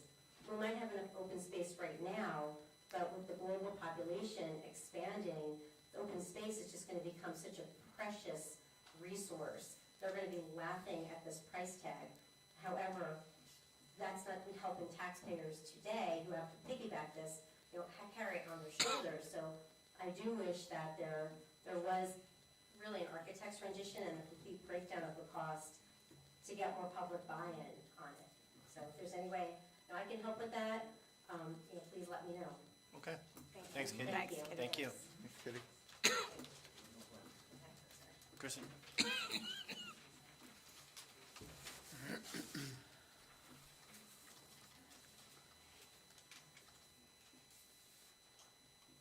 Hi, Kristen Hennessy, New Jersey Avenue. I want to clarify something that I heard about the Coast Guard station. We bought that a few years back, and we didn't really have a plan for it. It was going to be a meeting center, it was going to be a senior center. I recently heard, though, that it was placed on the historical rolls, and I'm a strong believer that part of maintaining the charming character of a town is to value and protect the nostalgic value and the historical preservation of a town. So can I have some clarification either from you, Mayor Vitale, or Councilman Cortez? You spoke Yep. about, when you were on the council, going back to Mayor Reed, there was an intention of preserving this building. The last thing we need is for that building to be torn down and have affordable housing going in its place. Is there a plan, has it been placed on the historic register? It has. Yes. And is there a plan to maintain, as we intended to do with the Gottlieb building? Is there a plan to protect the shell and keep Yes. it? What goes on inside is for Correct. some wise businessman to figure out how to best utilize that space. But I just want to know that Protected. the shell is going Yes. to be preserved, and that's going to be insisted upon. Possibly Yeah, the only, I could add that the redevelopment process that the borough is currently following, actually for public benefit, we're gonna soon be noticing that the planning board will be having a hearing on the blight study at the May meeting, and then after which it'll come back to the governing body for concurrence with that. But by following that process, that will allow the borough, if it does dispose of the property, to do so by entering into a redevelopment agreement with a redeveloper, which would require them to maintain the building, and I know that's definitely the council's desire. So we're gonna have the legal means of ensuring that the building follows that exact intent that Councilman Cortez I spoke to at guess the beginning. the only exterior change might be ADA, Right. ramps. Yeah. That might be it. But yeah, that was the goal, save the building, that was Stephen's thing. It didn't happen while he was here, it happened under Mayor Knitra, finalized, but yeah. it's Started saved. under Mayor. Yes, correct. And I appreciated the spirit and the intent of both of those Right. mayors to preserve Yep. that nostalgic historic value. I didn't intend to speak on the Channel Drive issue, but I've heard some things that are of great concern. Like Kitty, I am not wholly opposed to purchasing Channel Drive. I used to be on open space, I value open space, and I do have vision to see where that would be a good thing. Yes, in fact, Councilwoman Testa, I did speak of my father's vision that we should have purchased Brisden's when we had the chance, because that would be nothing short of a major revenue generator if we were to own 4 blocks worth of beachfront, as opposed to Jenkinson's now owning 4 blocks of beachfront. That ship sailed and we missed the boat. While I'm not opposed to purchasing a property on Channel Drive, I do have some concerns. I'm late to the party. I haven't paid attention all along, but some things I heard tonight were cause for pause and alarm. when Mr. Verosi, a couple of things he mentioned as an engineer. CAFA permits, 300 potential regulations. So while you may have this intent to maybe build some kayak ramps or maybe put out some park benches so people can have passive recreation, it's kind of scary to think that CAFR could say, nope, you can't do this, you can't do that, you can't do that, you can't do that, and shut it all down as part of those 300 regulations. The other thing Mr. Versi spoke of that sent bells off in my head was potentially $800 or double that per square foot of bulkhead removal or replacement. That's a scary figure. We don't know the amount of money that we would be getting from Green Acres funding application. We do have open space money. I don't know how much is in the open space budget, but again, that's not a slush fund. That is to acquire property, and I really would, before a purchase is made, really would like to hear how much federal, state, Green Acres funding we would get for that project, and just a little bit more clarification on the intent for use. I value passive recreation, I value preservation of property, but it needs to be clear, and we need to, as Mr. Carbonaro said, see a little bit more clarity for public buy-in. Thanks, Kristen. John?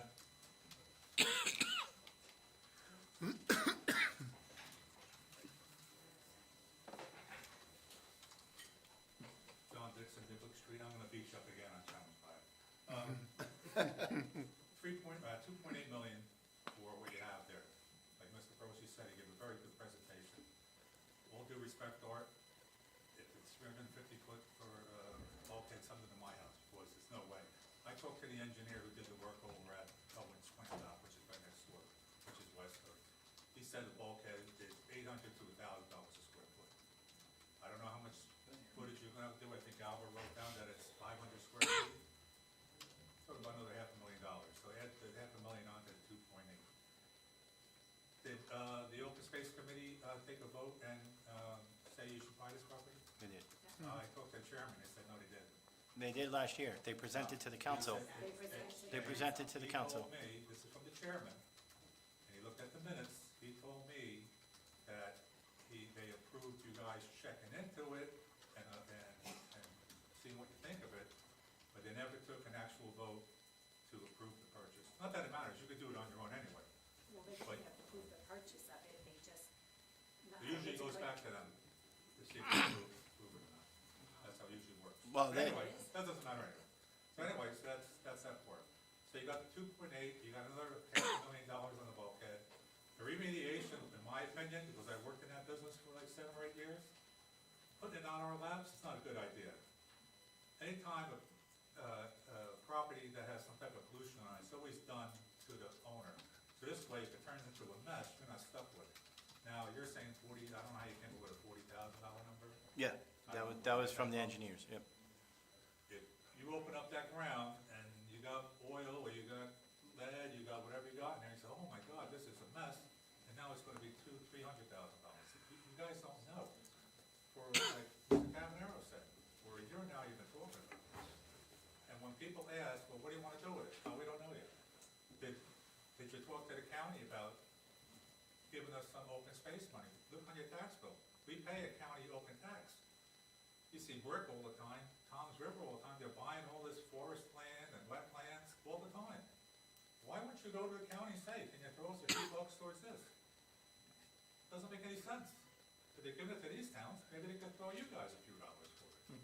So I don't understand why you didn't ask for that. I don't know what the rule is on Green Acres. I've heard that if you purchase something before you get a Green Acres grant, you can't ask for a Green Acres grant. I don't know if that's true or not. Yeah. We got at-risk authorization, which Oh, means. so you're like in the works, okay, well, that answers that question. But that property, like I said, I talked to a couple of you guys on the side about it. That property is surrounded by a boat and lobster traps. On the other side, you have Laurelton Welding, which you said has been sold, so who knows what they're gonna do with that yet. It's a mess. It's a complete mess. And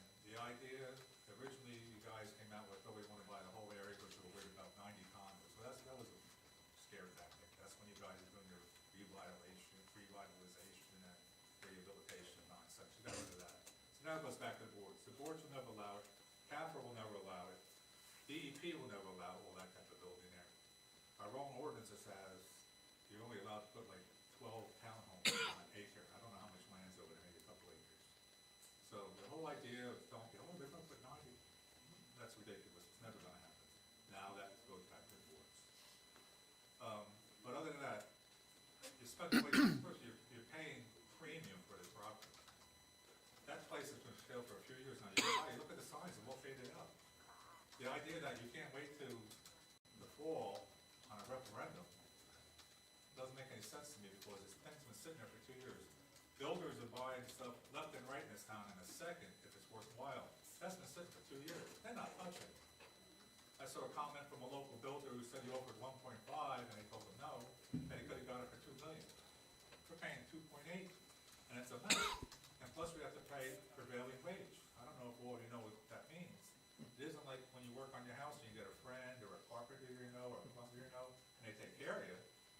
You gotta pay probably twice of what a normal person would pay to fix something. So I think it's just a money pit. I don't think it's a very good property. And personally, I don't think many people are gonna use it. You're gonna have, even if you got 20 people a week from the town use it, you're gonna spend $3, $4, $5 million with 20 people to throw their kayaking that they could do over by Snipes this year right now. Doesn't make any sense. And the way we're talking about spending money, I know the bank is off the table, that was $5 million. You know, you guys gotta pull for a purse strings a little tighter, because that's what all of us are doing out in the public. Gas is up. John, your time's up, sorry. Okay, everything's up, and you guys are spending. You gotta slow it down. Just one point to John's point, with regard to the 87, well, not 97, it was 87 condos. units, yep. I mean, that was a possibility because that area at one point was an area of rehabilitation. It was under that. But that's why thankfully, it got canned. We were able to pull it because that was the push. Was it would come back to the council, and the council can say, sure, we love it, it's great, you could put 87. It became legalized spot zoning, and that's why I pushed to get rid of it and get it done and get it out of here. I know it pissed off a lot of people when that happened, but it's a great thing that happened because it eliminates that. And exactly like you said, we have a board of adjustment that would never allow something like that to happen now. Thank you. Karen Mulkeen, I'm at 316 New Jersey Avenue. I have a couple of questions. Before I hit Channel Drive, I know you talked that the Bank of America was out. You're talking about putting an addition onto this building. We never said that. We were exploring options, but we never said we're doing anything. Well, while you explore options, it's also when you raise, it has to be in compliance with elevators and everything else. And you're talking, I told my son who's an architect and he knows prices left and right, and he said for you to sit there and spend $4 million on that Bank of America building, for you to raise and put an addition onto this house, you're gonna be paying more than $4 million, and you're gonna want the town to pay for this also. So you gotta keep in mind that that expense is coming down the line also. Okay, let's get to Channel Drive. Channel Drive, they sent, I guess you'd say a survey. It was for 4 properties. It wasn't just for that one. I was for buying on open space besides the environmental committee. Not this year, but I'm all for getting property, okay? That was for 4 properties I wanted to purchase also. Now you're down to 1. I am against buying that property. First of all, you gotta know what you want to do with that property, okay? You wanna build a dock? You got a dock right at Spikes for people to go down with parking. Where are you parking when you sit and buy this property? Do you have that solution down? Where are you parking there? There's public parking on Channel Drive. Okay, not enough to sit there and facilitate what you wanna build there. And second of all, the expense. You've gotta put a bulkhead in, you gotta knock the building down, you gotta fix this, and you gotta purchase the property. You're looking at $4 million, okay? another expense the town's gonna have to pick up and buy. You have to have what you wanna do with this property before you purchase it. Now, Open Space was gonna buy those lots against where the boat dock is, across the yard that, On Channel Drive, you're talking? yes, where the dock is. Are we not purchasing that property? No, the only property on Channel Drive is this one right here. I thought we were supposed to be, where those boats are now docked, there's two properties. Yep, That's off the table totally? I don't think that was That ever, was never. never really on the table. That was on the table. I thought Open Space wanted to purchase that property. Why aren't we purchasing that property? It was never brought to this governing body, as far as I know. I know. So that's on Open Space. If they had an interest, they never brought it to us. It was, Hmm? it was on that That was proposal. on, and we're It was supposed on to there. be buying There that was property. all of that property, Oh. but we focused on waterfront. Yeah, we're buying that property and Open Space money. You're talking about on Broadway, the two, where the boats are now?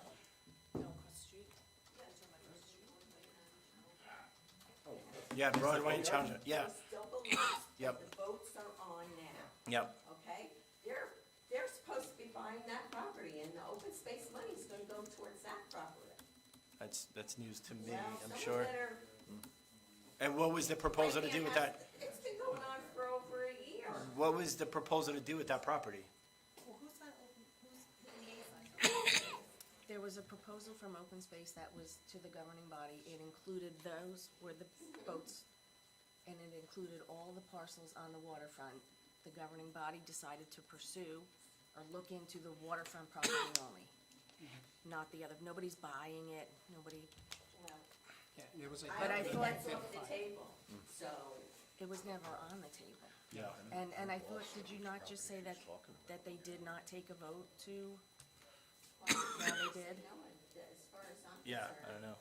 I'll have to talk to Right. them. I'll look at the Chairman, minutes, not yeah. take a Get vote? the minutes and, you know, because if we're buying that property also, I mean, that property's going for millions too. Well, they want to buy that property, and that property is more, would be utilized for a park and everything else that you want to do, and it's bigger. Yeah, John Dixon, okay. Yeah, I mean, we'll look into the minutes there and, So. but yeah, I as don't think said, that's never crossed our radar. Well, I guess it didn't get to the forefront, but it's been there. And I guess they put it a little bit on the back burner, not that they're not gonna purchase it or want to purchase this property, which is gonna probably come up above. I think they kinda just all of a sudden just dropped it because you wanted to try to grab this property. Well, they'd have to come to us for approval anyway. They just The make governing body. recommendations. Yeah, don't- they don't make purchase it. recommendations. Well, anyway, Your that property time's is up. also up for sale. And it's, doesn't have to be maintained, it's already in good use, and it's bigger for a park, which you're never gonna put in that other little section. So as I said, Carrie, your time's up. my time. Thank you. Erica, did you have your hand up?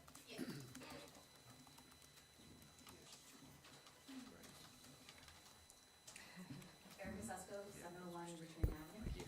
I just had a question on 1FF, the fixing of the pickleball court. Do we have a time frame for that? Because pickleball season starts on May 19th.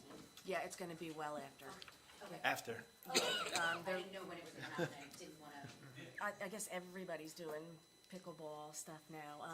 They put us on the schedule, we're probably looking at the beginning of August.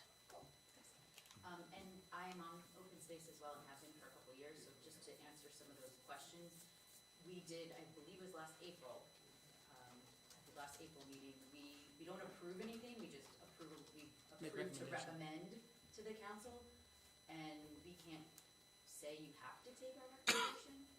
So that was done, the approval was there. For Channel Drive? For Channel Drive, and it was for all the 6 properties, but that doesn't mean you had to accept all 6 properties, you obviously have the So right to. you wanted to look into all of them, Correct. see what was available, Correct. and explore our options. Yes, and with with the recommendation, we did outline an entire plan for the bigger picture, but there was a list of a ton of different uses. Yes. you know, Several different uses that we could use an open space park on the waterfront. So to say there's no plan, I mean, mean, it's not like you're gonna pay for an architect design before you even own a property, but there are plans out there that list the options of what could be done. It's not like going in completely blind, and to not be further, I'm all for it. Because I sat in those meetings and I heard all the different things that open space building needs to be done. I understand the financial concerns and everything, but I think that as a beach town, not having any beachfront property except one block of beach, I think it's the right thing to do, so, thank you. Thank you. Rob?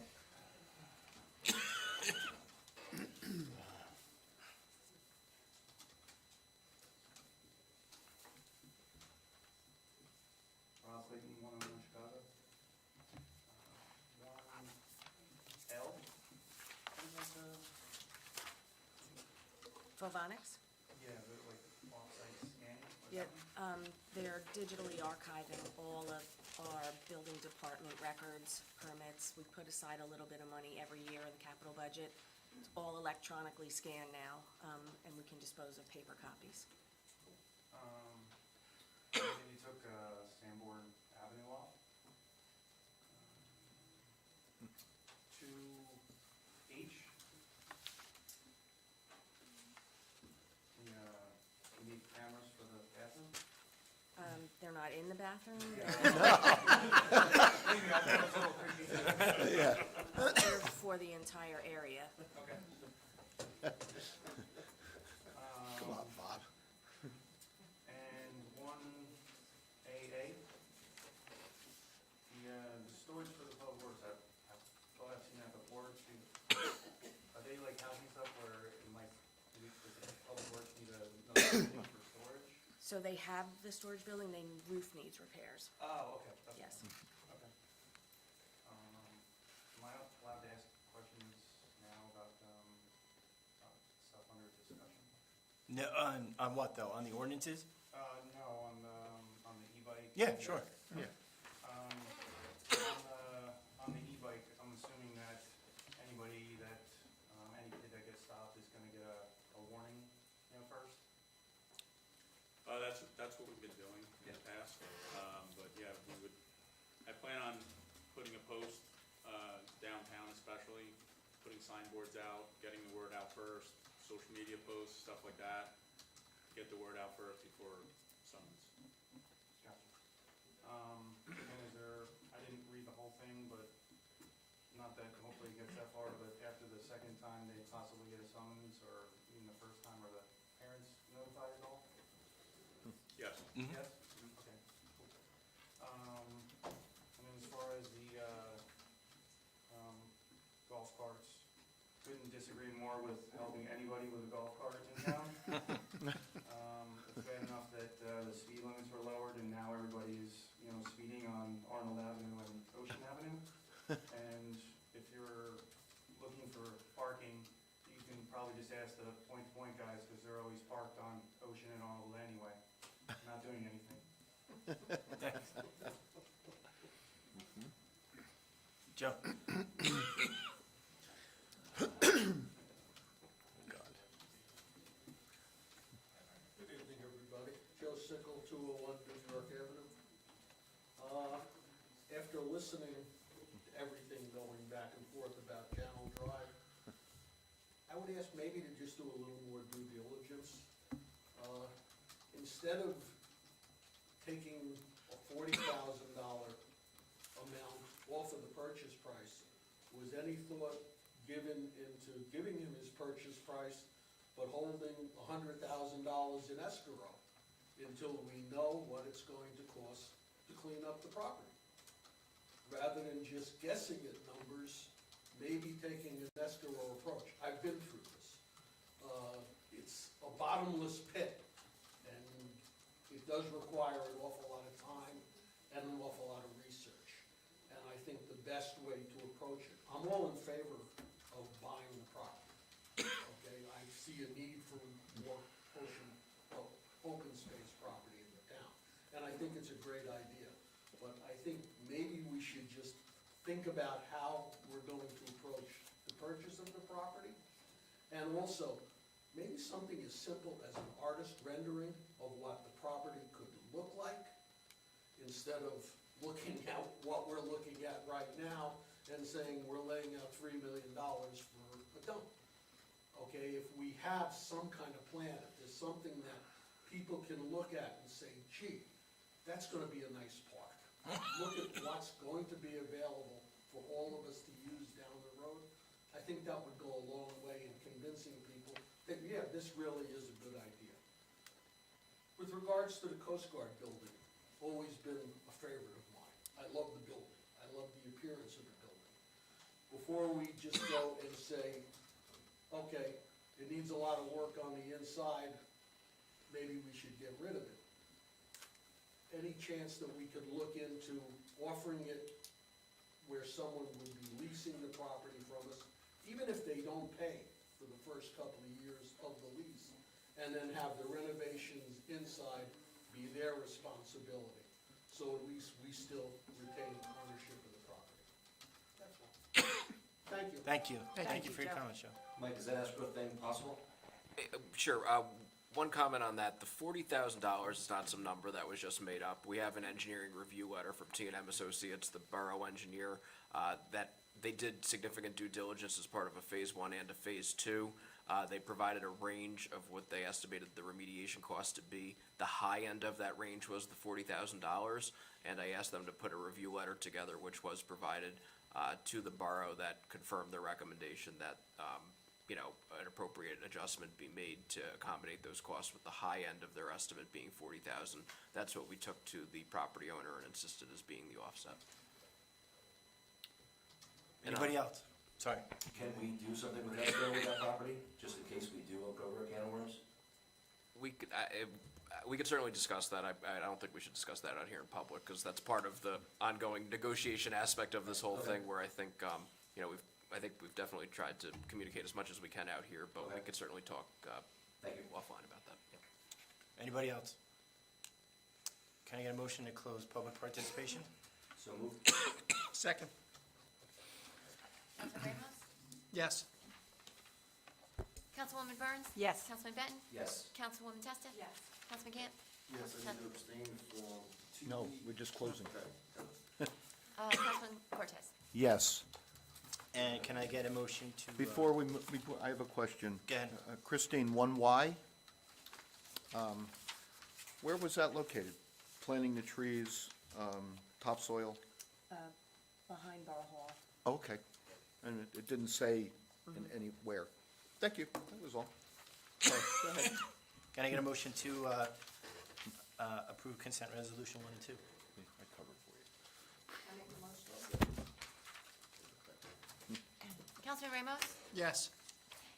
Councilwoman Burns? Yes. Councilman Benton? Yes. Councilwoman Testa? Yes. Councilman Gant? Yes, and I need to abstain from 2B, 2C, and 2D. Councilman Cortez? Yes. Okay, so then we have a number of ordinances. Hold on. First is the second reading of ordinance 2025-10, an ordinance of the Borough of Point Pleasant Beach, Ocean County, New Jersey, to exceed the municipal budget appropriation limits and to establish a cap bank. I'll open that up for public participation. Hearing none, can I get a motion to close and adopt? I'll make that motion. Second. Okay, hold on 1 second.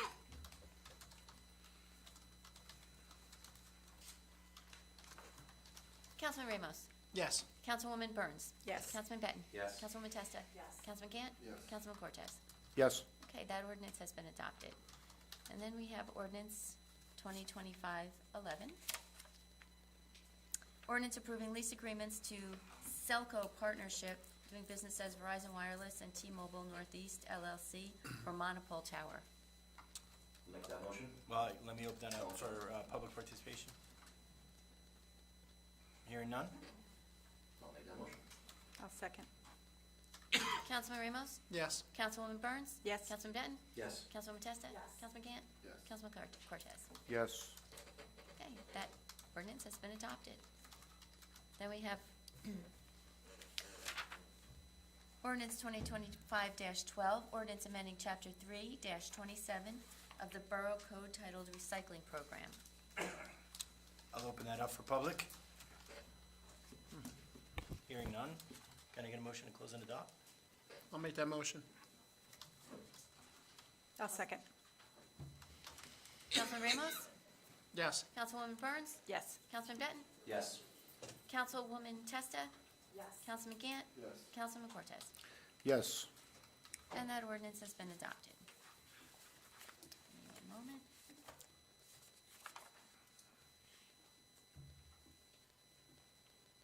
Okay. Then we have the first reading of ordinance 13.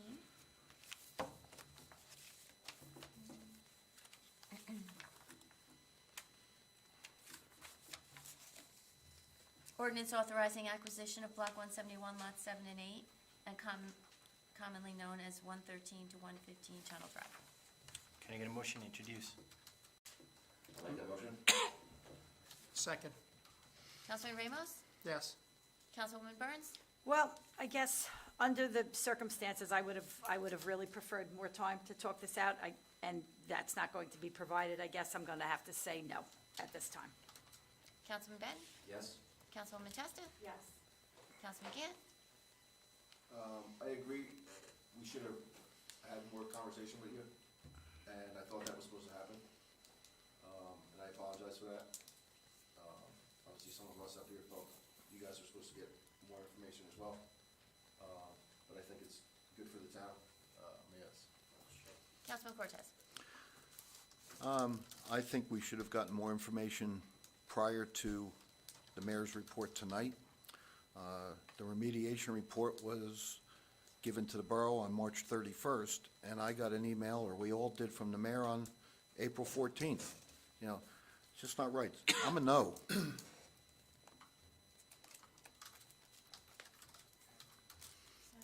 Right, so that ordinance is approved, and the public hearing will be on May 6th.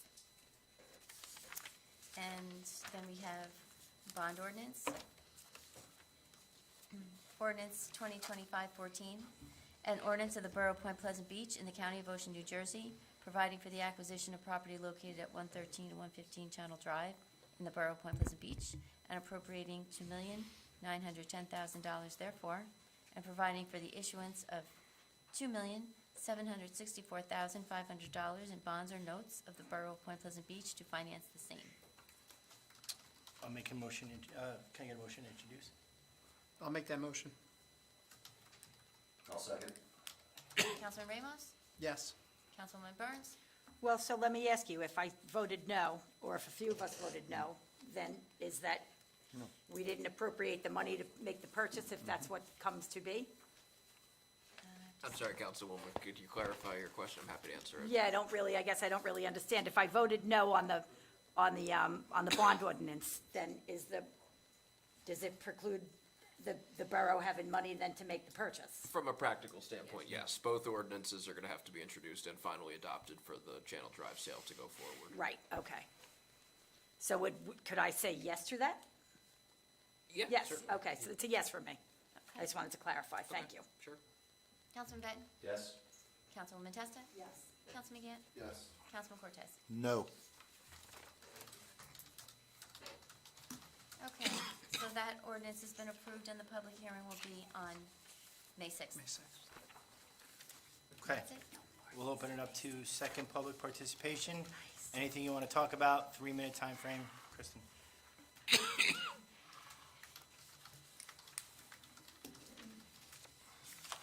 Kristen Hennessy, New Jersey Avenue.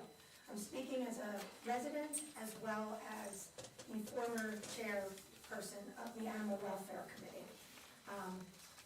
I started the Animal Welfare Committee with Councilwoman Zucker back, I guess it had to be around 2013. And that committee has grown into a very successful humanitarian committee that does a lot of work for our wildlife and our critters around town. There was a disturbing situation that came up, and I'm asking for the mayor and council to authorize a policy change, if you will. On Sunday night, I read a post on Facebook that there was a dead cat on the highway, Cincinnati Avenue, between Trenton Avenue and American Legion Way. I drove over and I saw the cat myself. I got out of the car to see if in fact the cat was dead, thinking it might have just gotten hit and maybe it was still alive, at which point I would have sought to have it brought to an animal hospital. The cat was clearly dead. I went by in the morning, the next day on my way to work, the cat was still there. Having had some time to think about it and communicate with some people on Facebook, namely Patty Askeles and Rachel McIntyre, who run the Point Paws organization in Point Borough, their Animal Welfare Committee, I said, we've got to do something. Someone's pet is dead in the road, potentially. Now, we don't know if it was a stray cat or if it was just, a domestic pet. Cats shouldn't be outdoors. I don't think, I have cats. I would not let them outdoors. But nevertheless, they do escape. They're great escape artists. So the plot thickens. I called, Patty said to me, call the police. They'll send someone over. They'll send the ACO over. I called the police. The dispatcher seemed confused. She didn't know what I was talking about. She said, no, the ACO, he doesn't handle private matters. I said, this isn't a private matter. This is a public matter. There's a dead cat on Cincinnati Avenue. She said, oh, okay. I said, I'd like you to call the ACO so he can go over and humanely remove the cat from the roadway and then check in with the Animal Welfare Committee, who has a scanner in their trailer to scan the cat and see if it has a microchip. I got placated and told, oh yeah, I'll do that. Having the wherewithal to reach out to Chuck myself, because I've done some private work with Chuck, I reached out to Chuck. I texted him. I was in my classroom at that point, ready to teach for the day, and I said, Chuck, would you please go over and pick up this cat and see if it has a microchip? Chuck did that as he arrived, as did Ms. Kells from the Animal Welfare Committee, ready to pick up the cat, scan it for the microchip. There was someone there from the dispatcher told me DPW was aware of it and they'd be cleaning it up. Cindy and Chuck said there was someone there who had already bagged it and put it in the trash. We can do better as a town, okay? I understand removing wildlife. I understand dead raccoons, dead possums, dead squirrels. Kristen, just wrap it up because your time's up. Even dead geese, okay? They are wildlife. If you found a dead dog in the roadway, would you bag it up and throw it in the trash? Probably not. You'd make your best effort to go find the owner and give it a proper burial or a proper cremation, however the owner wanted to handle it. Cats' lives matter too. I would like to request that there be a policy put in place that if there are dead cats, only anything that would fall under potentially a domestic pet, you all have pets, so you know. Anything that would fall under what would be a domestic cat, which is basically a dog or a cat, I think covers it. Can we please make it a policy, rather than the police department calling DPW for roadkill removal first, could we make the policy be that the dispatcher contacts Chuck, our ACO, who contacts the Animal Welfare Committee, and at least have the opportunity to scan this animal for a chip? I envision a family with little kids out there looking for their beloved cat that is now bagged and in the trash, and they will never find it. I just think we can do better.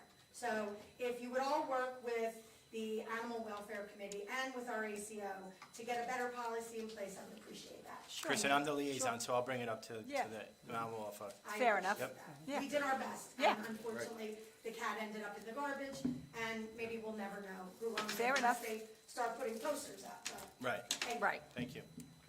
Anyone else? Albert Verosi, 52 Harvard Avenue, once again. In light of tonight's proceedings, we have a mayor who promised transparency and input from the public. I do not see that at all. Majority of the people who spoke were against it, and you voted to the contrary. I didn't vote, but yes. Yeah, And we've been very transparent on this topic. and then, you put it on the agenda on Friday afternoon for a Tuesday meeting or something? I mean, that's how the agendas work, but I'm saying we've been talking about this, again, for a year. You know, the things I suggested last August, nothing has been done.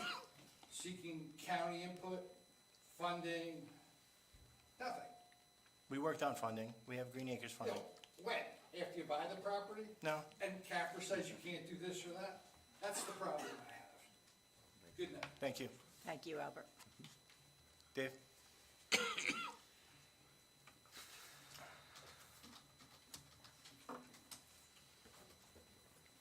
Good evening again, Dave Cavanaro. Probably heard this one too many times. Shade tree ordinance, exemptions for residents. I mentioned that, right? So we got feedback from Shade Tree Commission. We got some feedback from you, so we're working on merging those two and putting together There aren't an two ordinance. What's that? The 2024-24 ordinance repealed the other ordinance. That's the only Right. shade tree ordinance we Right, have. but we got modifications. Right, to They turn, to did, take out the I one am the liaison, yeah. Yeah. We did get them, but I have not had a chance to compare them to the existing ordinance to what the modifications are. Right, so we are working on that. Yeah, and I'm intending to prepare a memo, because I know there's, as the mayor just mentioned, two different requests, which are probably of diverging viewpoints, Right. I would imagine, so that way I could inform you as mayor and council, and you can make a determination on which course, or maybe both courses. So before it becomes an ordinance, We'll do a public discussion. Yep, Yes. and my other concern was, when this ordinance was first introduced, Mrs. Lightburn was concerned because it was introduced by title, and then she was told it has everything you had asked for, which means to me she had input, and she was very happy. Now apparently she's not happy, and wants you to spend more money and do the ordinance again, and as a taxpayer, that concerns me. It also concerns me that the current ordinance is enforced by code, nobody else. And yet there's a property on New Jersey Avenue that the commission is reviewing and deciding whether or not they can remove trees that are lifting sidewalks. that was just brought to my attention today. I'm sorry? That was just brought to my attention today. No. Thank you. Yep. Code enforcement's going out there Yeah, tomorrow? tomorrow, I think. Yep. Dave?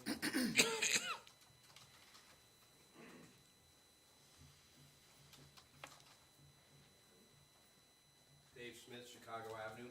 I'm not really sure what Mr. Cavanaro has against trees, but I'm on the Shade Tree Commission. We have forwarded some input for what he wants changed. I mean, you guys can take a look at it and everything like that, but I think it's fine. I mean, I don't know what he has against trees. Also, how many emails have you gotten, or phone calls about purchasing Channel Drive, that property? I could say I've gotten 0. Okay. Several. I think I got one or two. All right, so there's not many people that are against it. Correct. Right. I'm for it. Thanks. Thanks, Dave. Thanks, Dave. Anybody else? Robin?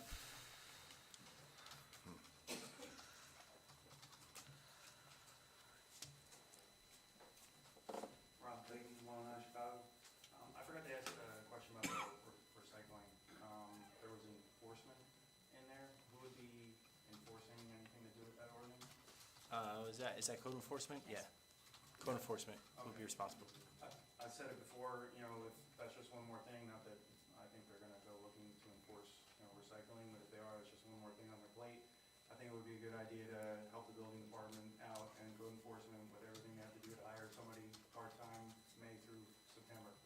And I also would encourage everybody to go to the school budget meeting on the 29th at 7 PM. Thanks, Rob. Thank you. Anybody else? Hearing none. Can I get a motion to adjourn? Motion to adjourn. Second. All in favor? Aye.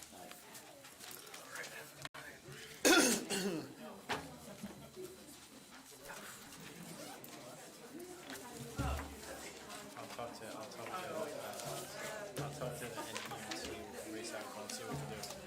Have a good night, everyone. I gotta get home. Thanks, Mike.